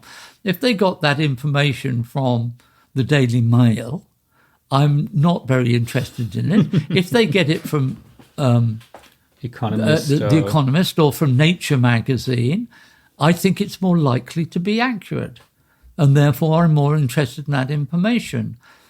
So I mean that, and I find that is drifting away. So I mean, I find somebody like dear Mr. Trump, rattling off with his statements about everything, as much as anything, sad. It's got past the annoyance stage. It's just got to the thing that, isn't it sad that people don't check for themselves? When he says whatever he says, there's a whole mass of probably nice people in America, 50% of the population, are somehow saying that links in with our view. I found it interesting. I had a really, really bad cancer operation, etc. And in theory, I should have died. And I became friendly with the surgeon that saved my life. And ironically, the picture, when people talk about how important their photographs are and all that sort of thing, I say, well, I'm sorry, the most important picture in my life was taken up my backside. It's called a colonoscopy. I've seen it, yeah. And it, right next to me. Somebody sends a thing up my backside and takes a photograph, and the photograph, the photographer is not talking about truth or anything. He takes it for granted that he's trying to make a truthful picture, and the surgeon doesn't question whether the guy's shown him a truthful picture. He presumes that that's what the job of the photographer, the radiographer in this case does, and he therefore goes in, dives into my body and cuts out the right place, and that's the most important picture in my life. So if we want to have some debate about the importance of different genres of photography, then there is no doubt in my life that the most important photography is a picture up your backside showing that you have a cancer in a certain place, So that stops all that debate. It's silly when somebody says, oh, this is art or something. Who cares a shit? It's not as important as saving somebody's life, So I don't know how I've sort of gone off on this track, what the question was. Don't worry, but is it important for you to be in an agency full of people that have the same kind of mind, that want to see the reality out there, that want to see how things work? And I'm talking about Magnum. It is, because I'm with people that are all better than I am. Or I feel... Would you really say that? How many people, how many members do you have? I guess there's now, including estates, 50. Maybe it's a slight insecurity, which I think is quite a good thing to have. I think so, yeah. But I meet, Joseph Kudelka is such a close friend that we actually introduced ourselves as being brothers. We lived in the same flat for 8 years or things like that. I am aware that Kudelka, in a way, is a better photographer than I am. I am aware that Cartier-Bresson is a better photographer, that Elliot Erwitt is a better photographer, that, you can go through these people and people might say, oh, you're being modest, and I'm being slightly modest, but I'm not being totally modest, because I just think Kudelka is awesome. I just think, how on earth did he do it? And this, that, and the other. But being in the company of these people and the conversation that you have with these people is not the same conversation that you have with a photographer who's making an absolute honest living, working for the magazine, but whose basic conversation is all about, isn't life awful? There isn't a market, or I can't do this, or I'm not allowed to do this. You don't get that from Kudelka. They're all, how did you describe them? Doers? No, they're doers. Yeah. They're doers rather than talkers, or they're doers rather than complainers.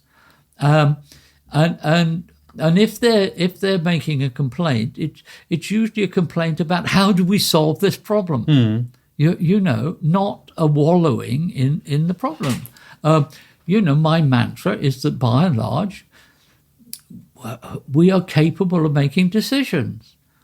Now, sometimes I understand the person that's got a family, etc., and therefore they want a safe job. And there's no doubt about it that within photography, there's some very highly paid, safe jobs in photography. I don't decry those people. I think it's wonderful that they're looking after their family, etc. It's just not what I want to do. So you're in a perfect group there. How did you end up with Magnum? How did that happen? You don't just get a call out of nowhere or out of nothing and I mean, hello. It can be a very democratic process in that anybody can apply to Magnum. Anybody. You send in a set of pictures. You could, anybody. Yeah, they wouldn't take me, but... My mum could, etc. But basically, I suppose what one is looking for is people that have this kind of fanaticism, if that's the right word, and who undoubtedly have this kind of sense that have authorship. In other words, you look at their pictures and you think, hang on, these pictures relate to their personality very much, and that's what they do. I think one also thinks about, is this person going to be surviving in 30 years' time? Are they still going to want to be photographers? Because there's an enormous amount of people. It's a very thing of young people now. Maybe they're right. It's not what I want to, that they want to do everything. They want to be designers and they want to be this, and I'll do a little bit of stage directing and do that. Absolutely fine. It might be the new way of doing things. It's not what I do or want to do of anything. But within Magnum, we're looking for these rather, we're looking for people that get on with other people. So by and large, most of the Magnum photographers, I think if you meet them, they're usually enjoyable people to meet because they're quite nice people. And then how do you get in? It's a bit like saying, how do you get married? How do you fall in love? Maybe I can rephrase. Yes. What I wanted to know is, how did you how did I get Sorry, in? I haven't been clear enough. I can tell you the background. I was struggling as basically a newspaper photographer. 1955, I started 6, and I was in competition in a way. Primarily, the people that I sensed were very good were McCullen, Philip Jones Griffiths, Ian Berry, John Bulmer, etc., and some very good newspaper photographers. But they were all doing something called current affairs, and I was interested in something slightly different. I was in 1959 in Trafalgar Square doing the sort of silly pictures I like. I was photographing tourists with pigeons in Trafalgar Square. And suddenly somebody, sort of touched me on the shoulder and said, I think you might be a very good photographer. I frankly thought it was a bloke trying to pick me up, and I just happened to not have that particular interest. And so I thought it was quite funny, because I didn't see myself as somebody who might possibly be gay, or I'd sort of, never had that kind of inclination. But I thought, so I started to talk to him, and he just seemed to have a conversation that was interesting. And what he was basically saying is that if you look at people photographing, you can tell those that are absolutely involved with what they're photographing. Their concentration, you can see in them, is totally and utterly in the subject matter. And that's the first sign. And he was saying, I was watching you shooting the pictures of the pigeon, and you seemed totally and utterly involved in what you were doing. And I said, well, yeah, of course I am. Otherwise, how could I, How should I get the results? So we went to have a cup of coffee, and it turned out that person was Sergio Lorraine. Sergio Lorraine, if I had to do the silly thing of saying who were the 10 greatest photographers of all time, Sergio Lorraine would be one of the 10, So there I was, without knowing who he was, or, I'd never heard of Magnum or anything like that. And he was somebody who in London, that Magnum had just opened a sub-agent, were using a sub-agent called John Hillison, who was the agent for many, many different agencies around the world. He represented them in London, and he was representing Magnum for the first time. And Sergio was a new young Magnum photographer, of which, I repeat, I knew nothing about Magnum, and it sounded to me silly, you know. And he kind of looked at my picture. We became friends, and he looked at my pictures, and he said, well, you're doing all this stuff, you know, for the newspapers, etc. But these pictures over here, and I'd been spending quite a lot of time at weekends just getting on the train and going down to Hurn Bay and just taking pictures on the beach and things like that. And he said, these pictures are so much better than these pictures. What you should be doing is the equivalent of people enjoying themselves on the beach, because obviously that's what you do well. The other you do technically, adequately, better than most in that you can get published, but you're not doing it as well as McCullen and Philip Jones Griffiths, because they care about what they're doing. So he kind of showed you where your interest is? He showed me that what I was, my instincts were that what I wanted to do was worthwhile to do. And so in a way, I looked at his pictures and I just loved his pictures. And there was somebody I admired and I thought, God, he takes good pictures. And he liked some of my pictures. And isn't that great, you know? So he told me that in a way that what my instincts were was that there was another way of doing it. There was another way of doing it.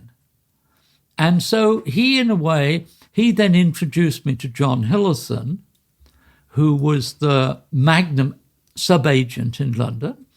And John looked at my pictures, and Sergio said, you know, I think you should work with David. And so I found myself with this sort of agent, John Hillison. And one of the things that happened was that at that time, we all shot film, and therefore we had contact sheets. And so all the Magnum contact sheets were then in the London office. And so I used to go down at the evening and start looking at the contact sheets of Marc Ribot and Cartier-Bresson and René Bory. And sounds amazing. And boy, oh boy, do you learn from looking at contact sheets. One of the things you learn was, isn't it remarkable that all these people work in little sequences? You can see how they think. They would see two people, and you could see that they would say, I think these two people are about to hit each other. And therefore, you could see from these little sequences that they would get themselves into the position where it might be clearest, and then they would shoot a picture, and even though somebody was angry, they would keep shooting a picture because the next picture might be better than the previous picture. And if suddenly the two people then laughed at each other, they would realize that was the end of the sequence, and that would be the end of the sequence. And there would be no pictures marked up there. And every one of the photographers worked in this sort of way. And yet you realize that these photographers, you know, they didn't say to each other, this is how you work. It's just that it is a way of working of a certain genre of photography. And I began to realize, I can do that. That's a good idea. You know, in the meantime, I had heard that Bruce Davidson, who I thought was the greatest photographer around at that time, was coming to England. And he's a member of Magnum. So I said to John Hillison, do you think you can contact Bruce and say that I would love to act as his unpaid assistant? He was over to work for Queen magazine to do a thing on the English, in fact. And so I met Bruce, and I saw Bruce. I was staggered because the guy was 18 months older than I was. And I was buggering around working for the local news, trying to get a job, an assignment from the local newspaper. And this was, in my opinion, the greatest photographer in the world. And I thought, how in the hell is he the greatest photographer in the world? He's only 18 months older than I am. What am I doing wrong? Because I want to be. Yeah. Did he tell you? Him. And, I learned from him. I learned that, we'd go off and he'd get up at 5:30 in the morning. And I'd say, well, what is there to photograph now? And he said, well, I'm interested in the fact that there's nothing to photograph at 5:30 in the morning. I'm interested in the lack of people, and is there somebody that suddenly appears? And then we would still be photographing at 11:30 at night, because he'd say, I'm interested in what's happening at 11:30 at night. And I realized that this guy worked from 5:30 in the morning till 11 o'clock at night. That's when I developed the thing about the most important thing for me is shoes, because my bloody feet hurt. And being interested. And be interested all the time. So it's not that he said to me anything. It's just that watching him, I suddenly thought, well, part of being this is that you work your butt off all the time. And then the obsessional thing he had with, and I was interested in how he was structured.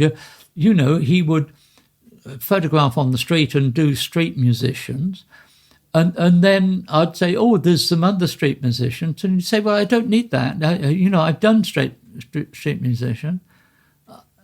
What I need to do is this or that, or, And I realized that he was very clear in his thinking about what he needed to do an overall thing on England, So he was very structured, and I learned from him what I call the spider's web approach to a thing.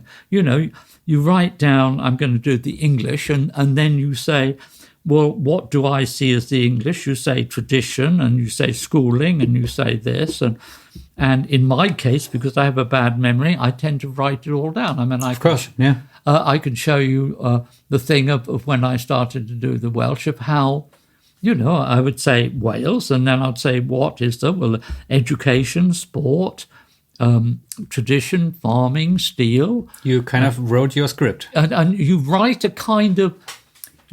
a script which is what I call a fallback script. In other words, you would go and do, in my case, I spent quite a lot of time initially on mining, because the mining was the end of mining, so I needed to do it. But the second that I have a few pictures from that, then I would go and do education or do something else, because I was understanding that there was this overall thing I was trying to do, which was what is Welsh culture, So I always try to jot down what are the basic elements of what I'm trying to do, what they are. It's not that it's a fallback thing. When I get there, it means that I don't spend too much time doing that that's easy to do. Yeah. You could be lucky sometimes and have a good shot. Yeah. And then you don't need to do it anymore. Yeah. You go to a working man's club, and you look at it and you think, oh, well, that's interesting. There's those people that obviously drink a lot and they're singing a lot, and that's a nice picture. And then the barmaid over here, she's quite attractive, and that's quite attractive. And over in that corner, there's somebody who looks so lonely, And then over here, oh, they've got a stripper coming on. Now, what most people do is they spend all the bloody time photographing the stripper. Mm-hmm.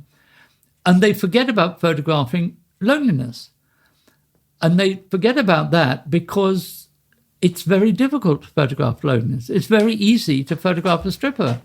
Whereas I learned that you spend very little time photographing the stripper because you get the picture that you want very quickly. But you have to spend a lot of time with the loneliness because by definition, when you went there, you said, this is an essential part of this club, that people are lonely there. Therefore, I better get a very good picture of somebody being lonely. And that's difficult. So you learn to spend your most time in that's most difficult. And not take the easy shots. And not take the easy shots. Yeah. The easy shots are easy by definition. So why spend all your time doing that? All you're doing is getting a repetition of, you might end up with 6 pictures you quite like. But if you're doing it as a layout, you can only use one of those 6 pictures. Whereas the picture you've got of loneliness is not a very good picture. And then you get dispirited and you think, oh God, they're using this picture and this, that. The reason they're using that picture is because you don't have half a dozen pictures of loneliness. So I mean, it's very easy if you have an open mind and are being very self-critical to begin to learn these basic things. Now, getting back to at Newport, this is the type of stuff that I could explain to students, and I think this is much more interesting, is much more likely to save them time as photographers than discussing what is truth or what is space or... Just the theoretical stuff. All the theoretical stuff, which is absolutely fine if what you want to do is go and talk to other people about theoretical things.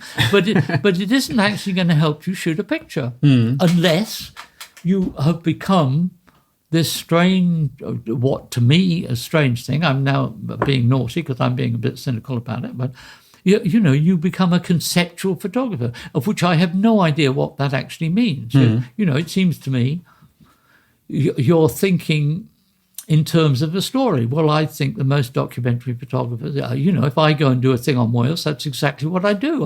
I sit down and I work out what is a rough storyboard, which is my interest in whales, and I put it down, and then it allows me to kick myself by saying, look, I've shot too many pictures of and it forces you to work the butt off. It forces you to work your butt off, and it forces you to spend much more time on that you find difficult. And if you're going to have a set of pictures of which everything in it you quite like, by definition, you've got to have as good a picture of that's difficult as that which is easy, which almost, again, by definition, says you've got to spend much more time on the difficult than on the easy. Now that seems to me not rocket science.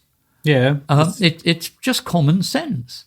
But most people, I suspect, now don't do that. They tend to, find the easy option all the time, rather than say, is the easy option the solution to the problem that I have? So, and this is the quality that the Magnum members are looking for when they look for new members? I think so. I think it's certainly we all have an equal vote, but it's what I'm looking for. I mean, the first thing that I'm looking for, by and large, what happens is that somebody comes in and they show you 60 pictures. I'm looking at that 60 pictures and saying, if they showed me another 10 pictures, might I know that it's taken by this person? So I quite like the fact that it has a kind of look to it, or what we loosely call authorship. So that's important to me. Do I find the subject matter interesting?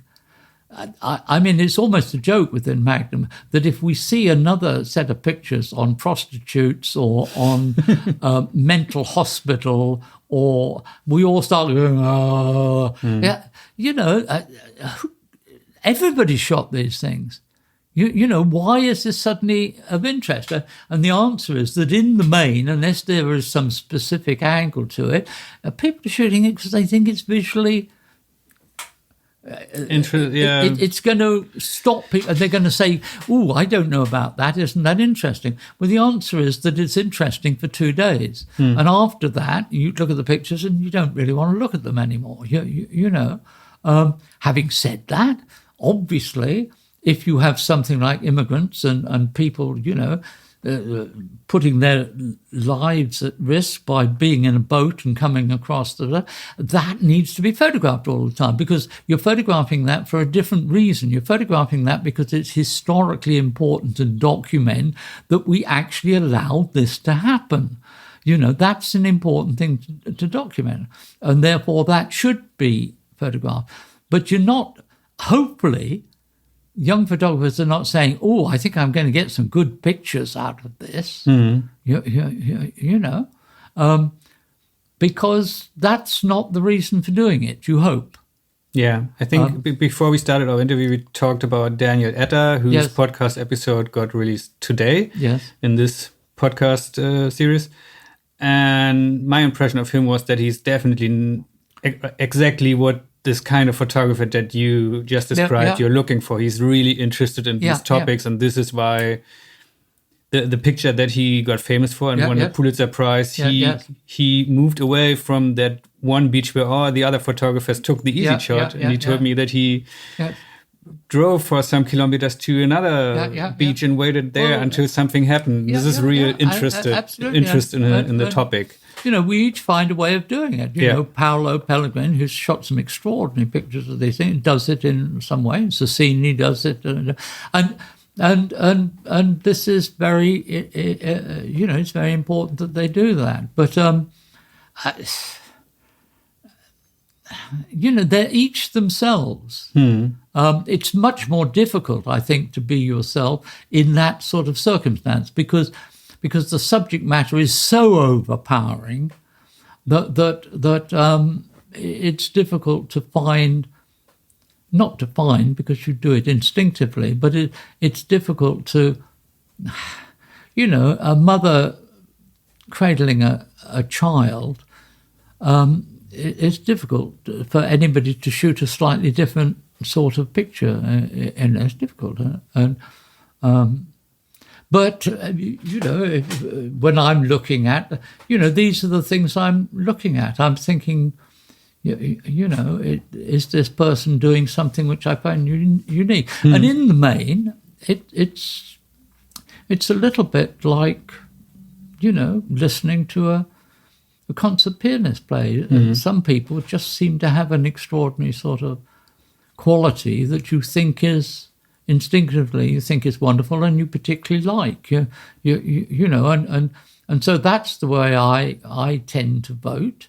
I also have because of my age, I have a big prejudice in age, and I make it very clear that I'm not about to vote for anybody that's 40 years of age or older. I simply say, well, how are they going to develop? And why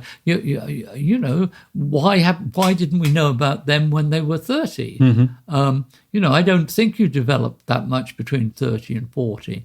So that's my thing. And everybody in Magnum knows that I'm not about to vote for anybody that's more than 40. To be honest, I don't vote for anybody more than 35. How many? I'm 36. But I won't become a Magnum member anyway. No. But how many people are needed to vote for a new member at 60%. Magnum? 60? Yeah. Okay.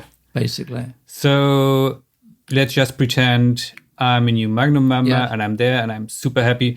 You told me sometimes it doesn't work out when you have a new member, and sometimes there's problems afterwards. Do you want to talk about this? I'm happy to talk about it.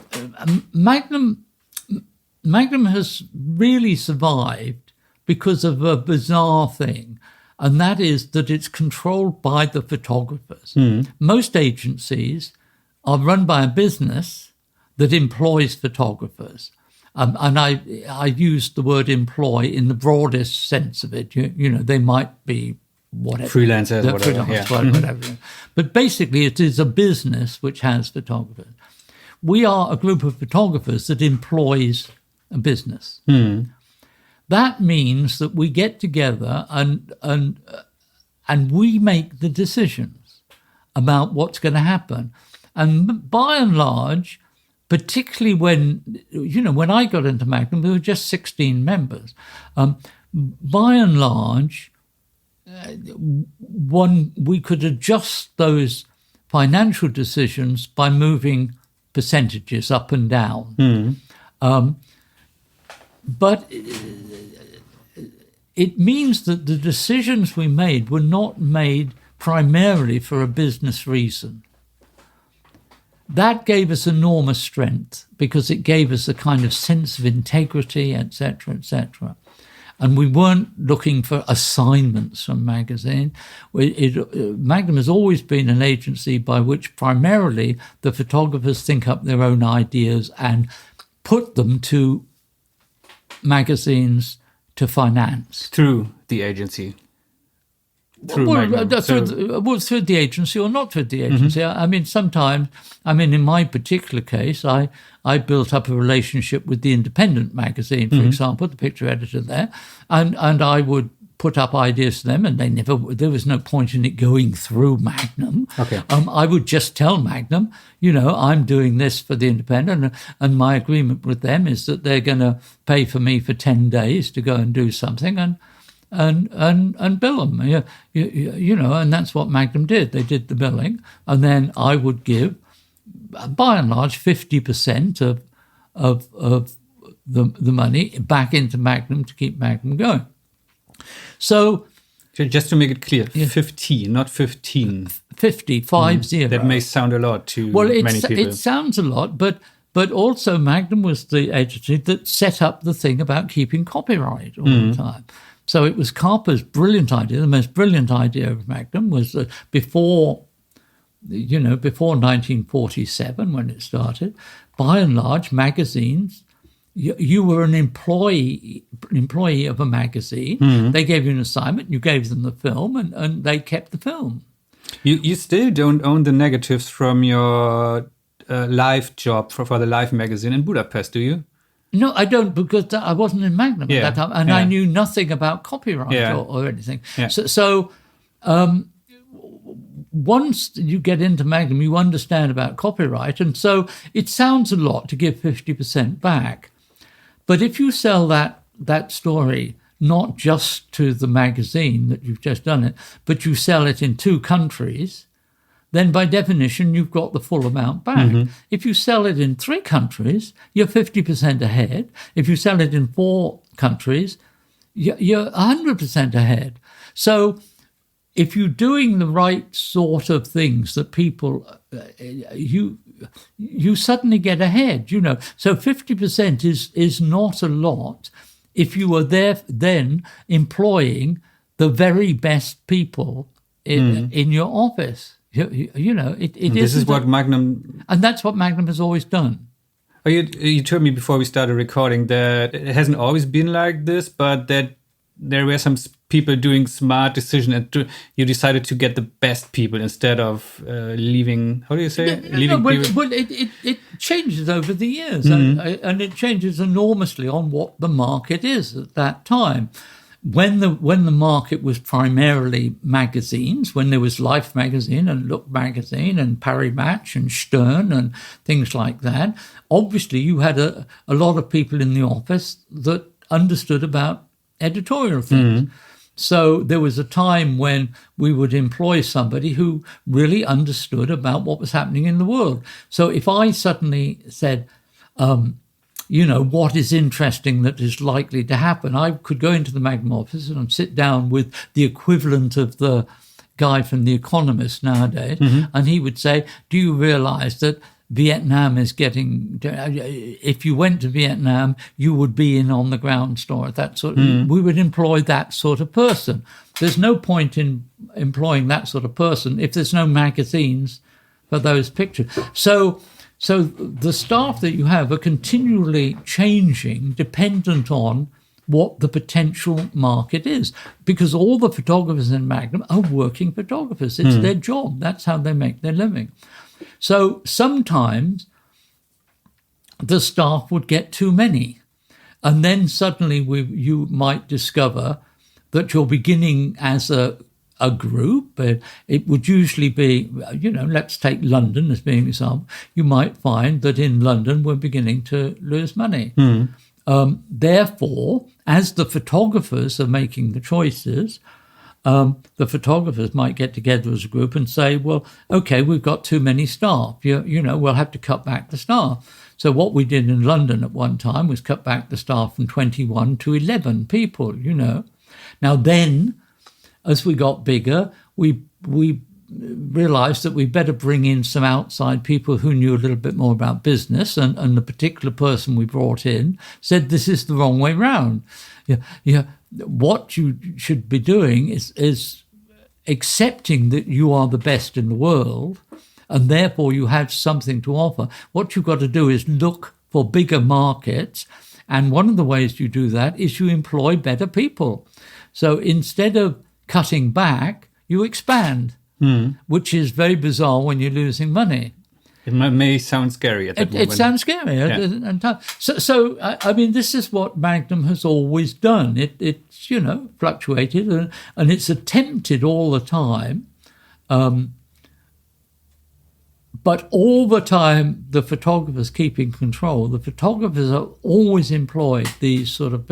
So we realised that in the legal world of copyright, etc., let's employ the best copyright lawyer in the world. That in theory is very expensive, but it means that we don't lose any cases. Yeah, and this is maybe what would have been much more expensive than hiring the good lawyer in first place. Yeah, absolutely. And then we discovered that there were people that were barristers, etc., and they have lots of money and they collected photographs and they loved Magnum, and therefore they kind of liked the idea of talking to Magnum photographers. So you suddenly discovered you could get their advice for very little money. So, I mean, I have a joke in that Rupert Gray, who is supposedly the best copyright lawyer in the world, if I need information, I take him out to lunch. And he laughs because he knows I'm taking out to lunch and he knows I'm going to grill him over lunch about a problem I have. Yeah. But he doesn't then send me a bill for £1,000 for advice over lunch. He takes it that he gives me free advice, because he loves photography. And he also wants to work with the best. Well, he likes the idea of also being able to come in the Magnum office and sit down and talk about photographs and, who we think are the best photographers and this, that, and the other. So it rubs off, so you end up with a bit of luck having very, very good people that don't cost you the amount of money that very, very good people sometimes cost you. And we try to keep ahead of the game, which is extremely difficult to do. And particularly nowadays, because everything is changing so rapidly. So, one of the things that we did was to go to Silicon Valley or something and find out who knows about this kind of stuff. Let's find some young people. What do you mean with this kind of stuff? Like the internet? The internet and Twitter and Tweety and God knows, all these things that I know nothing about. Yeah. But let's not bugger about at it. Let's go and find people that really know and that can give us the best advice that they can give. So you stopped complaining, you started doing again. Again, we're looking to the future. Now, obviously, everybody is in flux and trying to find out. And sometimes the advice that you might get turns out to be bad advice. But it's not bad advice because it was advice given by somebody who kind of is interested in trying to find out what is likely to happen. And so it's good to know those people because they might have another bit of advice which is very good.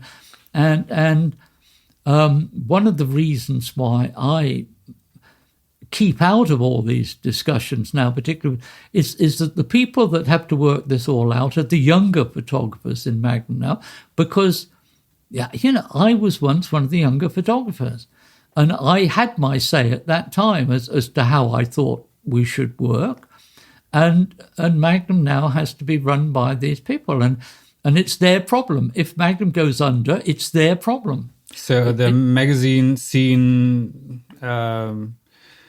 getting smaller and smaller from week to week almost. It's their problem. They have to find new solutions. They have to find new solutions. Yeah. The answer is that people love pictures. So how do we as a group of people make our living out of selling our pictures.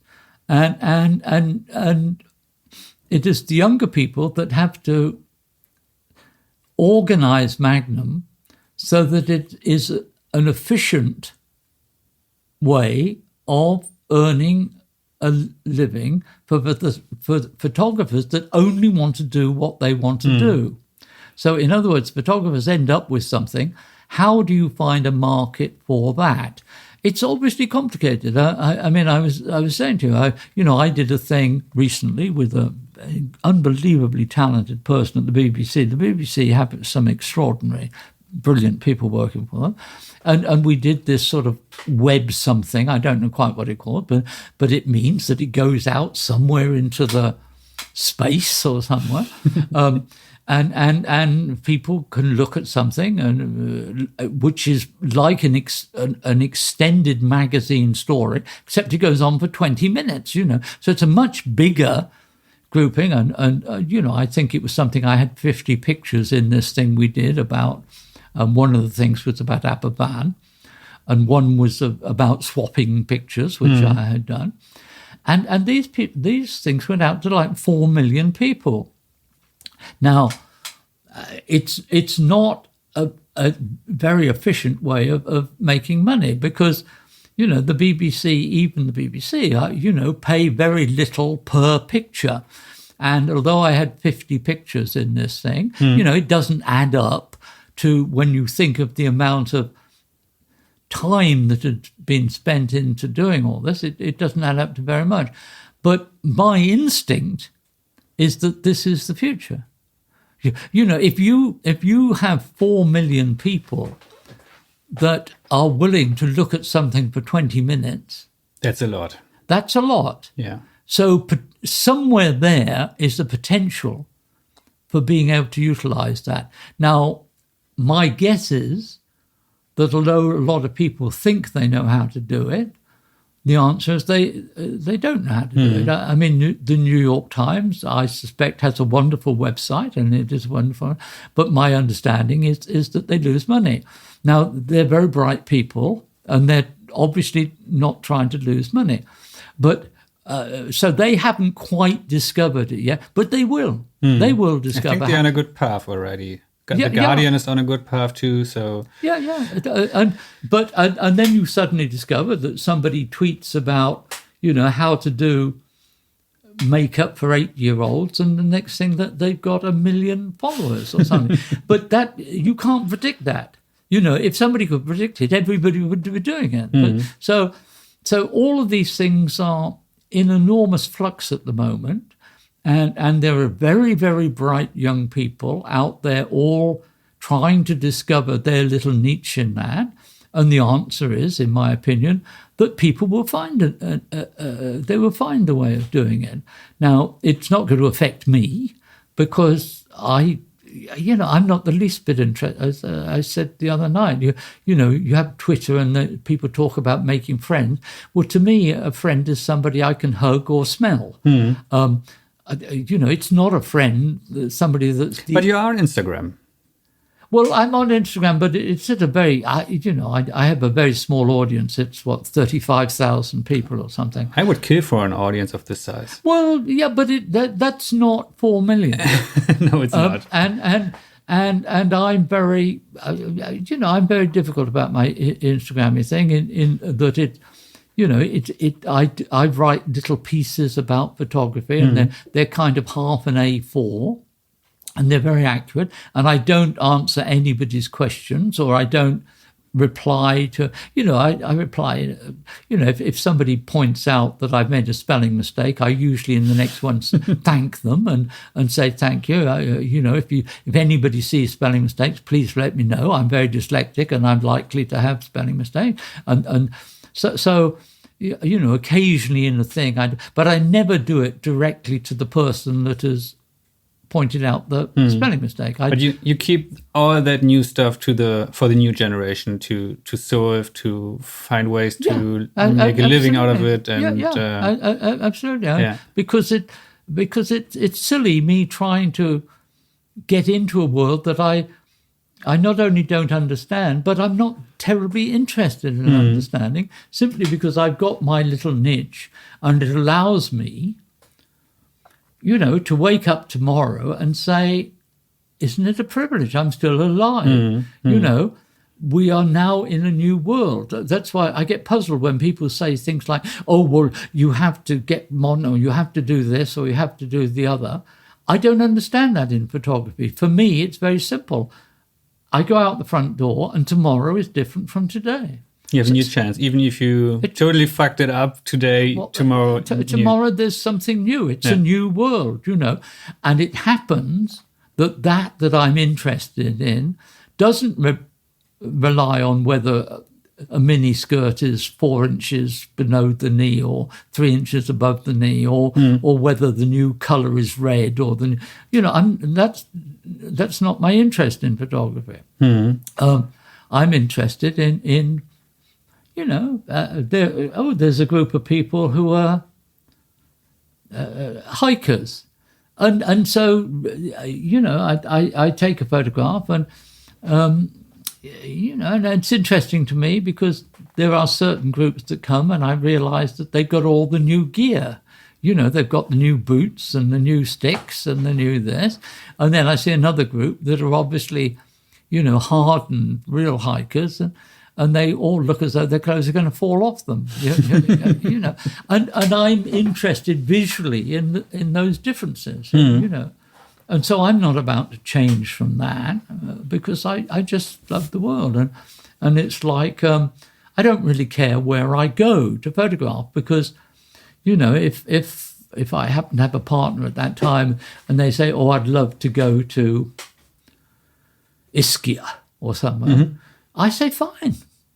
Because I'm not particularly interested in Ischia there's a church which has the sun. I'm not the least bit interested in that. I'm just interested in going and seeing what Ischia to me looks like. Yeah, yesterday I think it was over dinner, you told me that you're not interested in going anywhere. You're interested in being at places. What's the difference? Well, the being there is that you have no preconceptions of, I want to go to this art gallery, or I want to see this museum, or I want to see this painting, or I want to see this, that, and the other. If you were as relaxed as I am, you're just interested in seeing what it's like being in that place. So I don't really care whether I've been there before, because, as I say, tomorrow is different from today.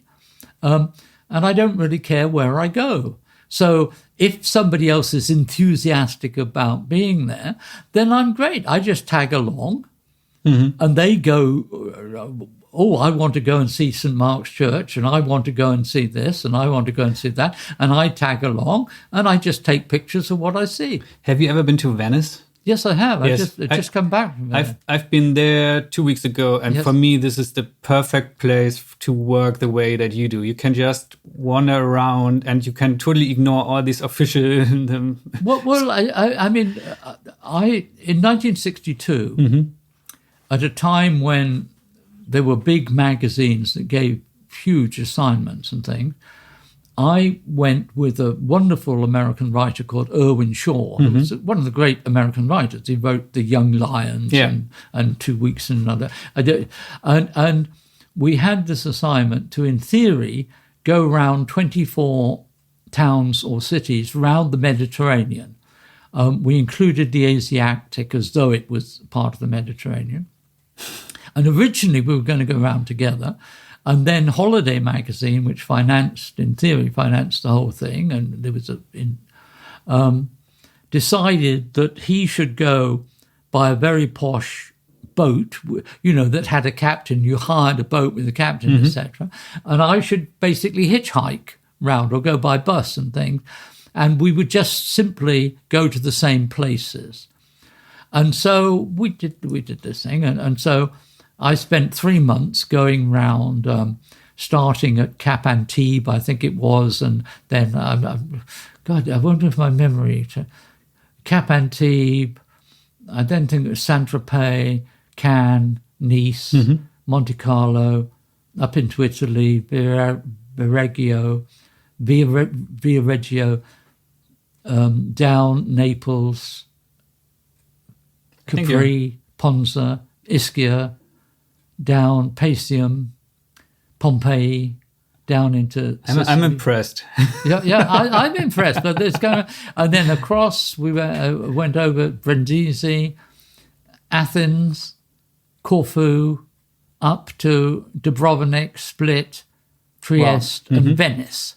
So that was the trip that we did way back then. Magnum now give a sort of a grant thing every year internally to a Magnum photographer to go and do something they'd like to do. It's a reasonably large amount of money, but it's not a very large amount of money, but it's enough to encourage you, and it's very nice when you're peer. And I really mean this, I don't like to grumble about something if I don't know about it. I don't really know about it. And so my feeling is if I'm going to grumble about Magnum issues, I better understand what the issues are. And so I thought, well, as they give this grant and you have to say what you would like to do, I can't grumble about not getting something if I don't apply to get it. So I thought, what could I do that would be easy? Because, I'm 85, so obviously I'm not as fit as I was when I was 30. And I thought, well, it'd be fun to redo this sort of trip and to re-photograph it. And then I could probably get a book out of it, which was the Then and Now book, which is photography deals very well with then and now, show those sort of changes. And to my total amazement, my peers in Magnum gave me the money, which, as much as anything, I was sort of humbled by. It's very nice when, particularly people that you don't particularly necessarily aren't your closest friends in Magnum, and you suddenly feel that, people that you don't have that much in common. After that, did you still think that you are just the number 50? You mentioned something like you didn't say like the worst of all these photographers, but you said they are all better than you. But you got the grant. Yeah, no, I don't think in that way. But I was humbled is the wrong word. I'm trying to think of the right word. I was pleased. Yes. To get it. I wasn't. The money wasn't a question for me because I kind of get enough money to be able to do this thing. But there is something very nice about your peers who you totally admire. Suddenly, as a group, turning around and saying, "Here you are. We think you can. Yeah. You deserve to do that." And so that was very nice. It was in many ways one of the most uplifting things that has ever happened to me. And so, I trot off to do that. And I wasn't quite sure physically how I could do it. Because when I'd done it before, I'd literally done 3 or 4 months straight off, and I could do it. And I knew I couldn't do that. So I thought, well, when I'm going somewhere like that, I like to, at the back of my mind, have I like to feel safe in one picture. So I'd suddenly think, of all these things, where should I go? And I realized that I'd never photographed Venice Carnival.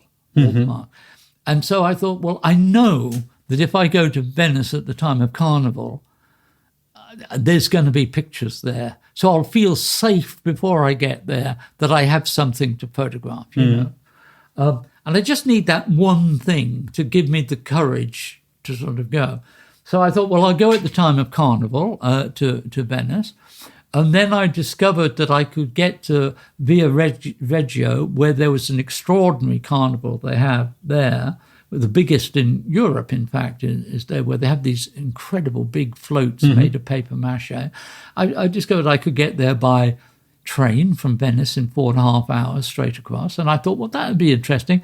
How will I deal with a country which I don't speak the language, getting on the train that I don't know?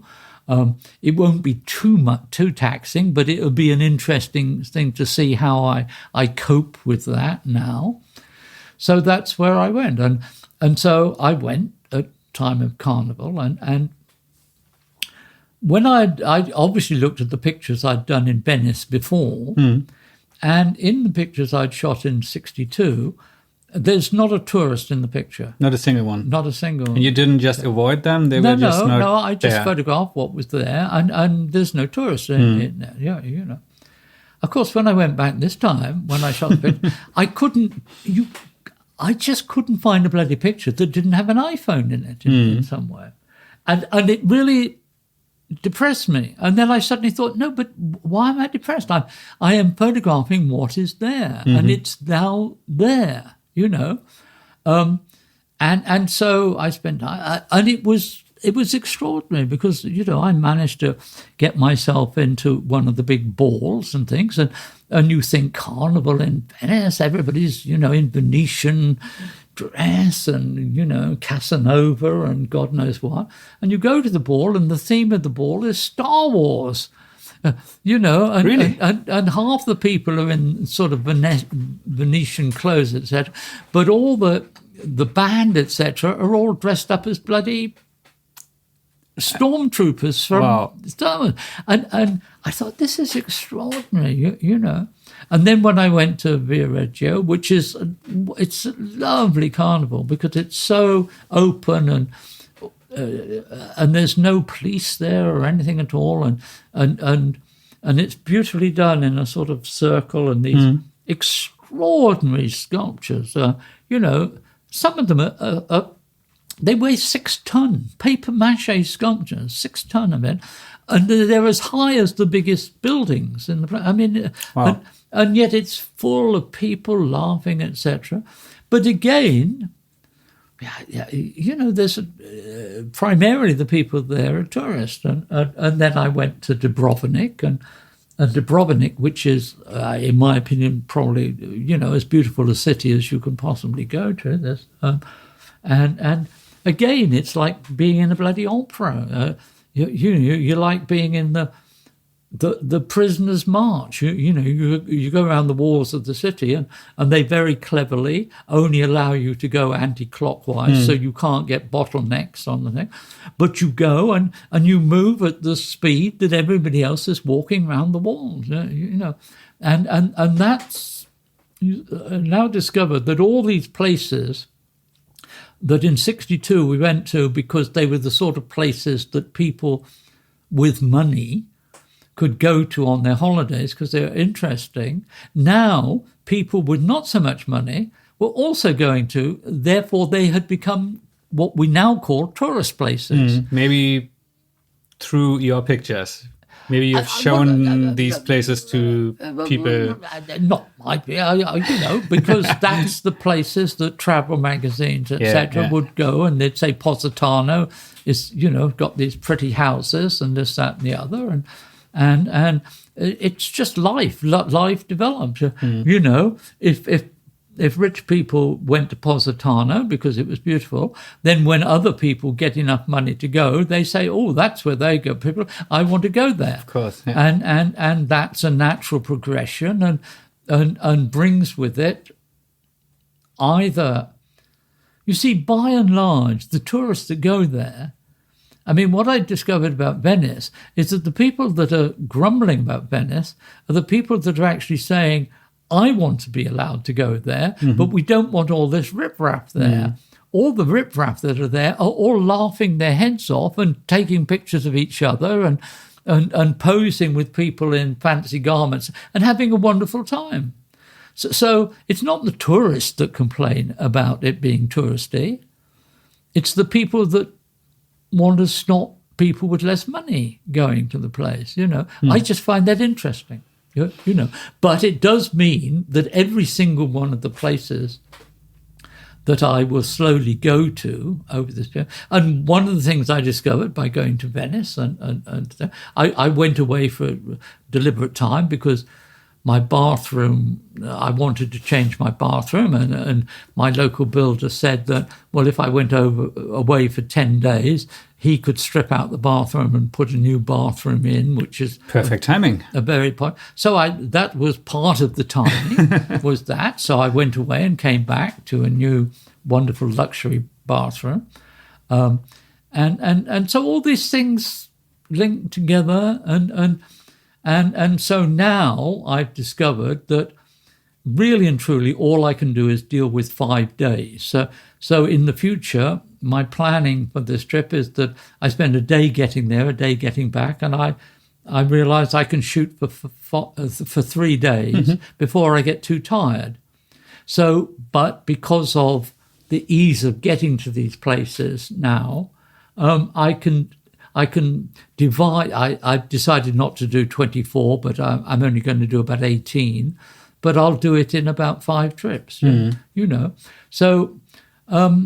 You adapt. I can't do more than 3 days. But you're 85 and you're super active. I try to be as active as is possible. And I learned a lot from Cortez. Cortez, when he was 92, bought a flat overlooking Washington Square and just photographed from his window. Yeah. Do you have any plans on stopping taking pictures ever?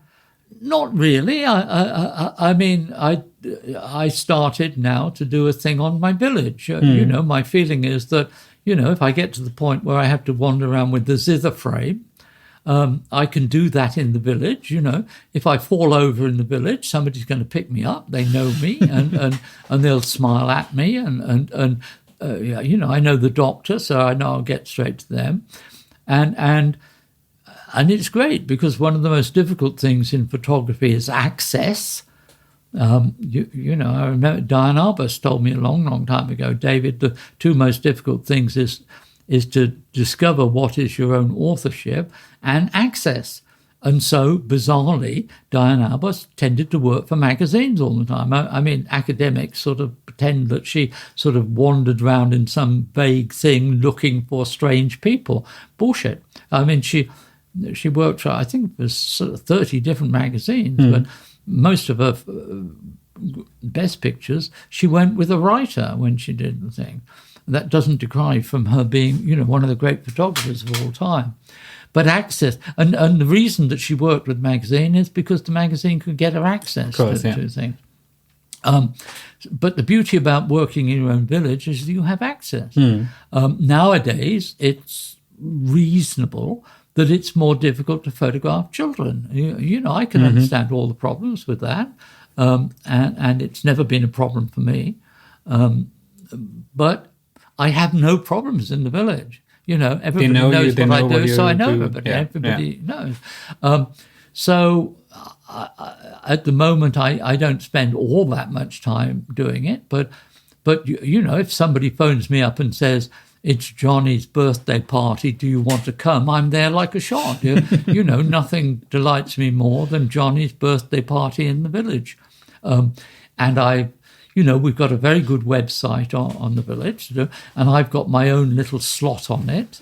And so you can go onto the Tintin website and see, David Hurn's slot and everything that I do as though it was a magazine story, So when there is the dog show on, for example, quite soon they will be cleaning up the churchyard, which means that volunteers will all go there, and bizarrely people turn up with old-fashioned scythes and cutting down, and I will be there for the day photographing the cleaning of the churchyard.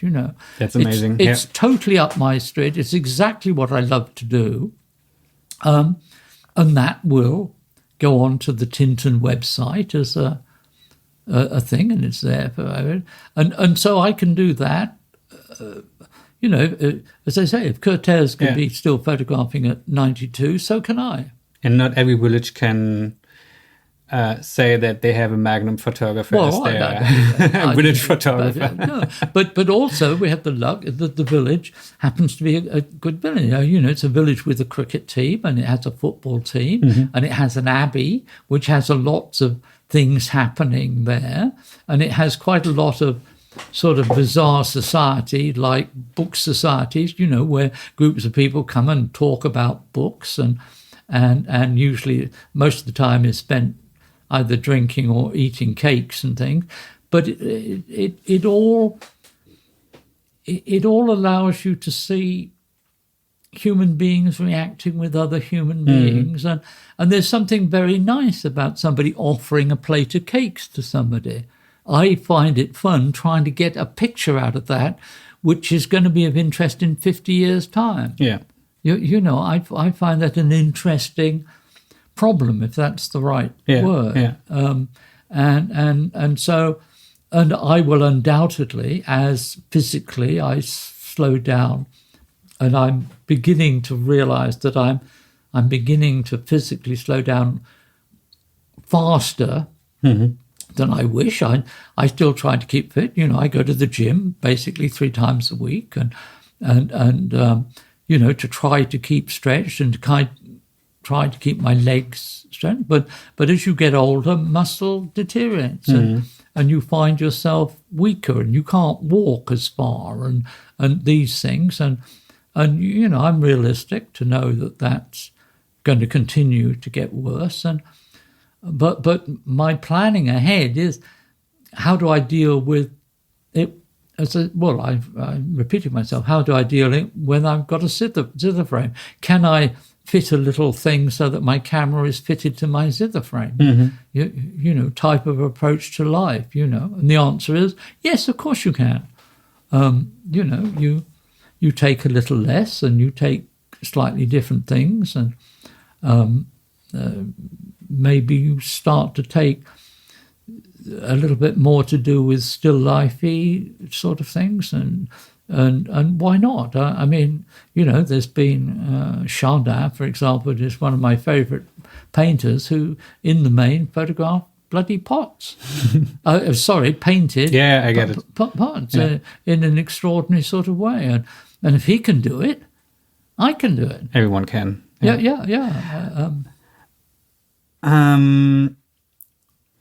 I would like to come to our last topic. Yes. We have 2.5 hours already. Are we? Yeah. But I'm pretty sure that you're going to have to do some tight editing. No.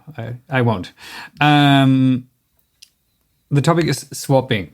Swapping, yeah. You're famous for swapping pictures with other. Yeah. It's only Magnum members, right? No.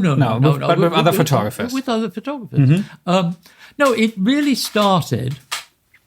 You see, I think what people don't know, certainly now, is that before 1970, by and large, there were no such things as photo galleries. There was a slight exception. Museum of Modern Art had a collection of photographs that was put together by Beaumont Newell, which he then wrote a history of photography, a very difficult history of photography, because it was only written about the people that he knew personally, so it's not a very broad basis, but there was that there. But by and large, there weren't photo galleries until about 1970. So the idea of a picture having a value as an object to go on a wall in a frame wasn't there. Yeah. If there's no galleries, you can't really have artists, because artists need galleries, So by and large, what you did was you took a photograph, and it was successful if you got it published in some form of publishing, whether it be a book or a magazine or a newspaper, etc. That's the way you did it. So when I met Sergio Lorraine was the first person I did it with, I looked at the pictures, and I have always loved pictures, photographs, of a particular type, whatever that.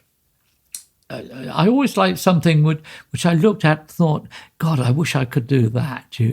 How do I learn to do that? How do I do that? And so I sort of asked Sergio, I'd really love one of those pictures.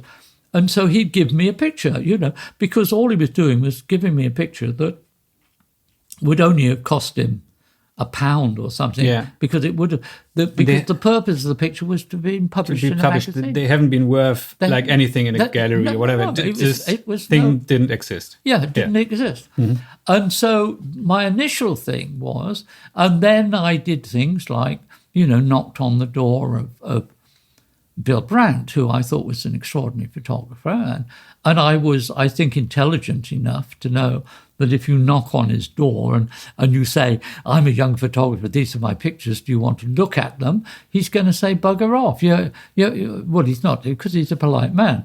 But I don't want to look at the pictures of young photographers. Mm-hmm. So I discovered that Bill Brandt had written somewhere, I don't know I can't remember where he'd written it, but that he was influenced very much by a book, a children's book called Cherry Stones. And the illustrations in that had, when he was very young, he had liked the illustrations. And I thought, that'd be interesting. So I tried to, and it took me a long time, and through various children's book shops and things, I finally managed to get a copy of Cherry Stones. And the pictures, I can show you the book, I've still got it, they just look like Bill Brandt pictures. I mean, they are extraordinary. So I thought, well, okay, I'll take this, man. So I knocked on his door and I said, I'm terribly, I don't want to interrupt you, but I heard that Cherry Stones had been influenced and I managed to get a copy of it. Is this true? And of course, nobody had ever come to him and talked about Cherry Stones. Just ask. As his children's sort of thing. Yeah. So he said, how interesting, come in, and he said, yes, this is it. And he looked at it and he was delighted that I'd gone to the trouble of getting hold of the Cherry Stone. And then he said to me, what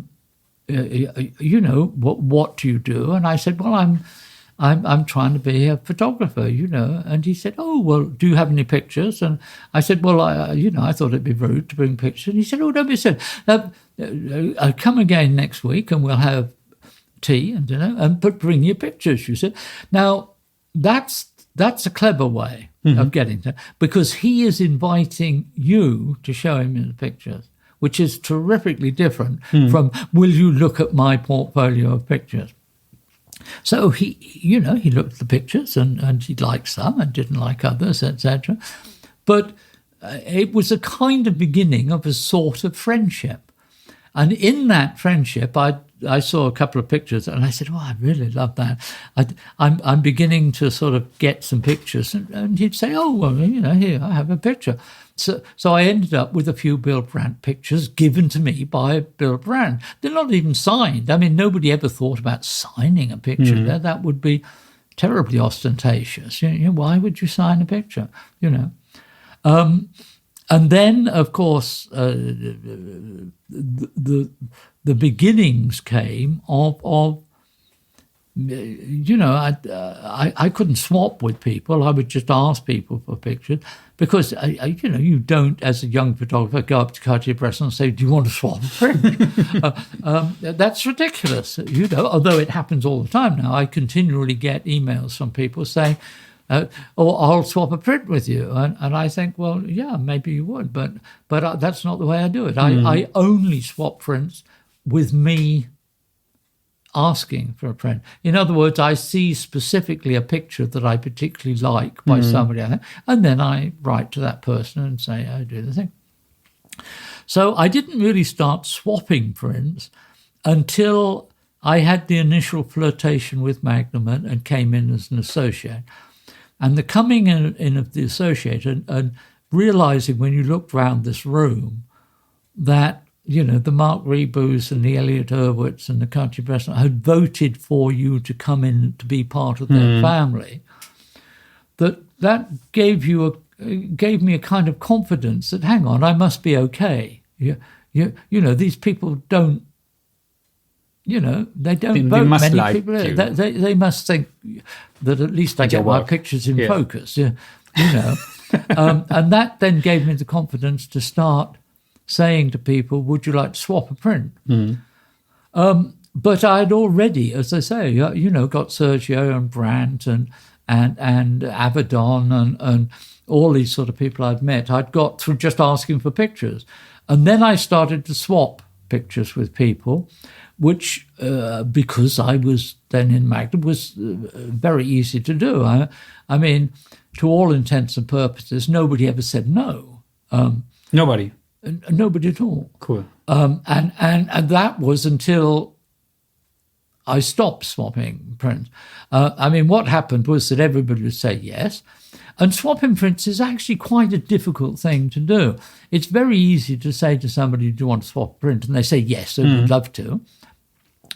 But it's actually quite an expensive thing to do, because if you don't make your own prints, first of all, you've got to go and get the print made, and then you've got to ship it. And that's quite expensive to do, and it takes time consuming. So it takes much more time than one would think. It's a much more difficult process than just, saying we're going to swap a print. But I didn't mind doing that. I did all that. And I ended up with this collection of 700 pictures by, people from Cartier-Bresson, Dorothea Lange, Bill Brandt. We're talking about the greatest photographers in the world. Is it fair to say that it's one of the biggest, best Magnum-related photo collections in the world? No, people keep saying Magnum. Only half of the pictures were by Magnum photographers. Yeah, but still, is there anybody except the agency itself that owns such a huge amount of Magnum pictures? It's one of the world's great collections. Yeah. One of the world's great collections that is not collected by a museum like the Getty, etc. But as a private collection, I suspect there's never been a better collection than this collection of even the collection in your house. You showed me around yesterday evening, and there were pictures hanging at the wall, like a Robert Capa picture and everything, and I was standing there like totally amazed. Yeah. Well, what I did was that I finally, basically, I thought, well, these are pictures that, to all intents and purposes, have been given to me. Swapping prints to me is the same as giving, and I didn't feel that I had the right to sell them. If I had been broke, I might have been a bit of a hypocrite and decided that I could sell them. But as I wasn't broke, so the logic was that I would give them to somewhere. And I come from Cardiff, and Cardiff has a magnificent museum. It had no photographic department or anything. And I realised that in a way I could almost blackmail them into opening up a gallery for photography by giving them the thing. And it's a long, complicated story. It's very, very difficult dealing with museums who have traditions of how they do things. But anyway, they basically, in the end, agreed to have this permanent gallery for photography. And it's, in my opinion, of its size, it's the best gallery in the UK. It's a beautiful, beautiful gallery. And it's there permanently for photography. And in a way, they now have the basis of a collection. They have 700 pictures by, in my opinion, some of the greatest photographers in the world. So it's a very good place. The great problem is how you get them to show pictures, because very often museums are not very good at organising a way by which the public can see what they've got. And that's always the flaw, it seems to me, in a museum like the Cardiff Museum, is that you've got all this stuff there in boxes, but how does apart from having a show every 6 months, how does the public see them? And it's a big problem. But anyway, at least we have a permanent gallery for photography there. What I then sadly discovered was that, we now live in a world where universities have photographic courses, which by definition, being universities, the courses are very academic and they're very theoretical, and they're very much geared to the people that whereas in the past, the people that laid down the criteria of who were the best photographers were photographers. Photographers, said, publishers, editors, and publishers, and now you're beginning to find that academics and gallery owners and what people would call themselves curators, they are beginning to say. And they tend to say who are the best photographers are people that they can write a lot about. I'm very old-fashioned. I think photography is about pictures, not about... Me too, yeah. not about, people writing about how you're supposed to look at their pictures. And I think pictures are about content. They're not about, me as a... I don't think the photographer is the important person in the chain of photography. I think the content is the important thing. And that is all sort of changing. So I then discovered that I was asking, I was saying to somebody, I really love your picture of so-and-so and so-and-so, I'd love to swap a print. And I was getting the reply back, I'd love to do it, but my gallery won't let me. Well, at that point, I thought, I'm not interested in that anymore. So I just stopped swapping pictures. Some years ago. About 2 years ago. 2 years ago. Yeah. I think it was 2 years, maybe 2.5 years ago, I got this first letter from somebody who will remain anonymous because I respect them as a photographer. But I wrote, and this was it. My gallery won't let me. Well, I thought that I really don't want to deal with people whose gallery tell them what they're allowed to do. I mean, that's not the background I come from. It might be the new future, and it's the same with editioning of prints. I find it very, I come from a background which is very chapel, very union background, very working class background, etc. And if my dad saw me saying my market was selling huge prints of edition of 5 to merchant bankers, I'd be struck down by the bolt of lightning from above. So it's difficult. How do you deal with that in the new world? Well, it's a difficult thing to deal with. So one of the ways I get round it is that, if you're going to sell prints, you need to, the people that are paying lots of money for them, to edition prints. So I edition very small editions of quite big prints for me, 2 foot by 3 foot. I might edition 5. But then the general side, I edition at 30, which is a lot. But of every picture, I retain the right to having non-editioned at A3 and smaller. Now, I'm being a bit of a hypocrite. To at least give it as a gift to friends. Yes, or I can sell that at a much cheaper price, but it's not edition. So if somebody buys an A3, I'm very happy to sign it, and I'm very happy to say how it was printed and when it was printed, etc. But I don't edition it. I'm even willing to, have an embossed stamp saying that this is an collection print as far as I'm concerned, but it just isn't editioned. Now, that's being slightly hypocritical, I suppose, because I'm slightly joining the thing, but it's my sort of compromise. If somebody wanted to say it's a sellout, fine. I'm not going to argue with them, but it does mean that I'm not represented by the most famous galleries, because the most famous galleries want everything edition, and they want to say to the people they're representing, I'm sorry, you can't swap a print. Yeah, so these photographers kind of disappointed you that much that you completely stopped swapping? Yeah. Wow. Well, I just didn't want to do it anymore. I wanted to do it when it was fun and it was enjoyable, etc. And suddenly I came up against something that wasn't enjoyable anymore. So you make a decision. So I just said, okay, that's not a problem. It's quite difficult to swap a print. Whoopee, I don't have to pack it all up and go down to the post office and spend £40 with a courier or something sending it to them. I don't have to do any of that crap.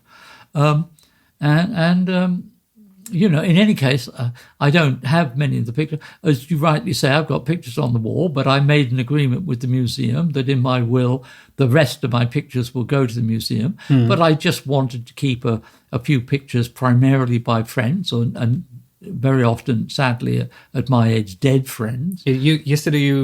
Am I allowed to say that you divided the walls into two separate areas? I have one wall is dead friends and one wall is live friends.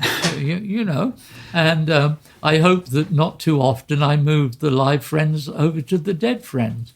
But one of the things of being 85 is that you have a lot of people that die around you.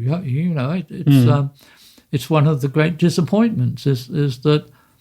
I don't think it's disrespectful to say that, when I go to a Magnum meeting, one of the things I'm worried about is the photographers that might not be there at the meeting because they can't get there.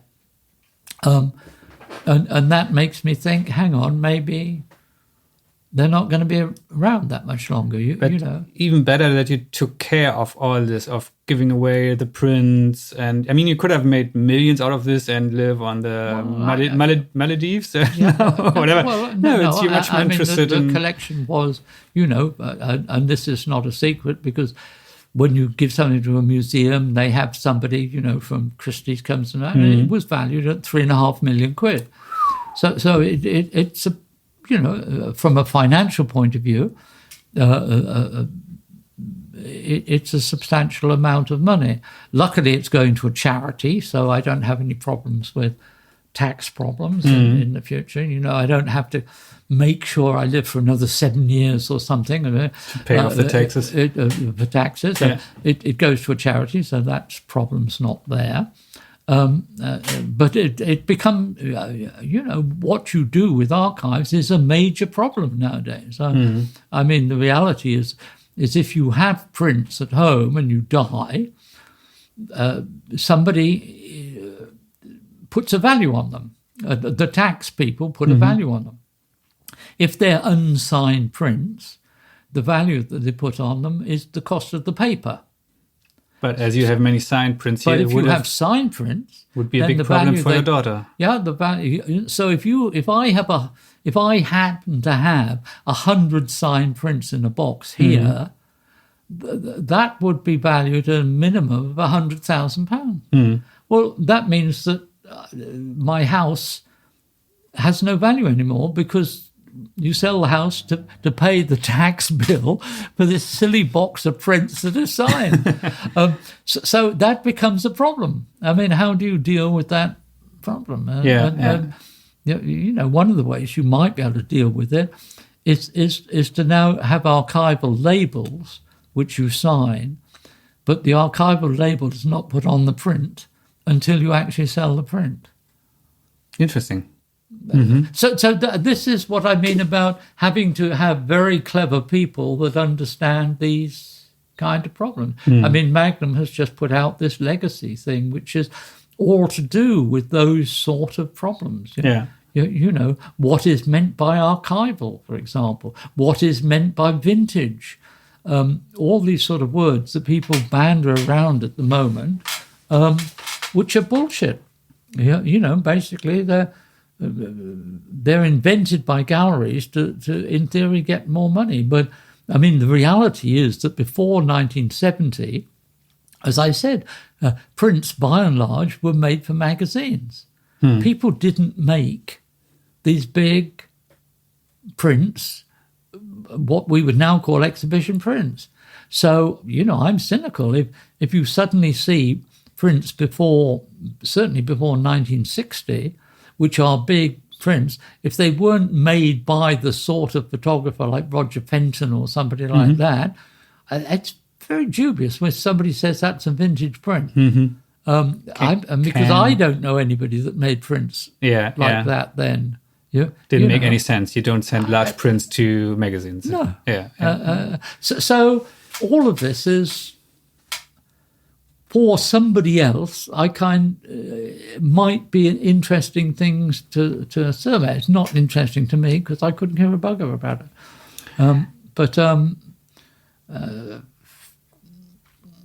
So I repeat, I take the same picture that I took in when, in 1955, when I decided to be a photographer. I went out and, my first pictures were me aping man buying wife hat, and I shot the same picture for 64 years. Well, I think we need to come to an end. Yeah, unfortunately. I do. Just a last question. You are at the peak of your career, and you have taught photography for a good amount of time. I think it was 10 years? 15 years, 15 years? probably, yeah. It was too long because when I started, it was started in an art college, which was basically not government controlled. The problem with universities and things is that by and large they're government controlled. Therefore, they have very strict courses that have to be written down, and they don't have much flexibility and all those sort of problems. And so for the first, I only actually went there for a year, but I discovered that in teaching, you have quite a lot of spare time if you organize and if you actually take pictures during your spare time. So I found I probably had 50% of my time, and I just shot pictures all the time. So it was nice. I enjoyed the students. It was a way of being in touch with young people. I had brilliant students because we only had people that wanted to do what we wanted to do. We didn't have any of that academic, theoretical thing at all. We had the cultural studies, but our cultural studies would be, we'd get an imam or somebody in and they would give a talk about whether you have to cover your head or whether you take your shoes off if you go into a mosque or so. In other words, very practical cultural studies. How to be polite if you go into another person's country. Very British. Well, maybe it is very British. I don't know. But I just think it is, if you're going to go into a mosque, be polite. Of course, it's not just being British. It's common sense. But it's very common sense. Yeah. Be polite to people. Of course. And if you're polite to people, you suddenly discover that everybody quite likes you and they invite you in and then they invite you in. And because they've invited you in, you get much more intimate pictures. To me, it's not rocket science. If you smile at people a lot and are pleasant to them and you show some interest in genuinely what they do, my experience is they invite you in. Is that what I actually wanted to ask you is what are your 3 best pieces of advice for the young people, the young photographers, the beginners, and not the beginners, no. Those doers that actually are not at their peak, at the peak of their career yet. Your 3 best pieces of advice in 3 sentences. Okay, I suppose that I think I told you about talking to Daniel Barenboim about how do you become a concert pianist, and his simple advice was you play the piano a lot. So the first bit of advice is that you. By and large, the only way to become a better photographer is to take lots and lots and lots and lots of pictures, and lots of pictures. Seriously. So you can become a better photographer by taking lots of pictures, by looking at lots of pictures, and by looking at the other forms of communication and trying to translate what they do into photographic terms. So Barenboim saying, to be a great pianist, you have to play the piano a lot, is equally good advice in photography of saying that to be a better photographer. And if you translate that into, if you're going to have a serious operation in a hospital, you want to be operated on by somebody who does 5 operations a day, not somebody who in their spare time does it once a month and the weekend. Why should photography be any different? Yeah. So basically the first bit of advice is that it's very hard work. And within that, I would say, in a flippant way, but it's not a flippant way, wear good shoes, because within that first bit of advice, you've got to be walking a lot. And then the second bit of advice is to be a decent human being. If you smile at people, and if you're pleasant to people, and if you take a genuine interest, I have discovered that if you sit down to somebody and say, "Oh, what are you doing? Oh, you're making jewelry. Oh, isn't that interesting? How do you do that? That's so small." If you show that kind of interest, they never, ever say no to you. People love people that are interested in people. So be polite. Do your research. As I say, I think it is appalling that anybody should go into a mosque and not know whether they should take their shoes off or whether they should cover their head. That's rude, you know. And then if you're sensible, you do a little bit more research than that, and you discover a few terminologies. And if you happen to, you know, bump into somebody there that looks at their authority, you can ask them a sensible question. Now, if you do those, and this is basic, very simple research, if you do that, you're going to find life is much easier. And if it's much easier, you're going to shoot better pictures. So, yeah, you know, those are the, you know, simple bits of advice. But it's not rocket science. Yeah, sometimes it's that simple. It is that. It is that simple. You know, as I said right at the beginning, there's only two controls in photography. One is where do you stand and when do you press the button. But all these other things make those two simple operations very complex. I couldn't have said better. Okay. It's now time that we had some bread and cheese, and I'm very much looking forward to it. Good. Thank you for taking so much time and answering all my questions. I'm delighted. I'm always fascinated how people cut that down to a manageable. We'll find a way. Thank you very much. What is the editing process? Usually I don't edit that much at all because I love hearing these talks. Thanks for listening to this episode of PicDrop Podcast. I hope you enjoyed our conversation and you were able to learn something new. Don't forget to subscribe on YouTube, iTunes and Spotify, and have a look at our tool at PicDrop.com.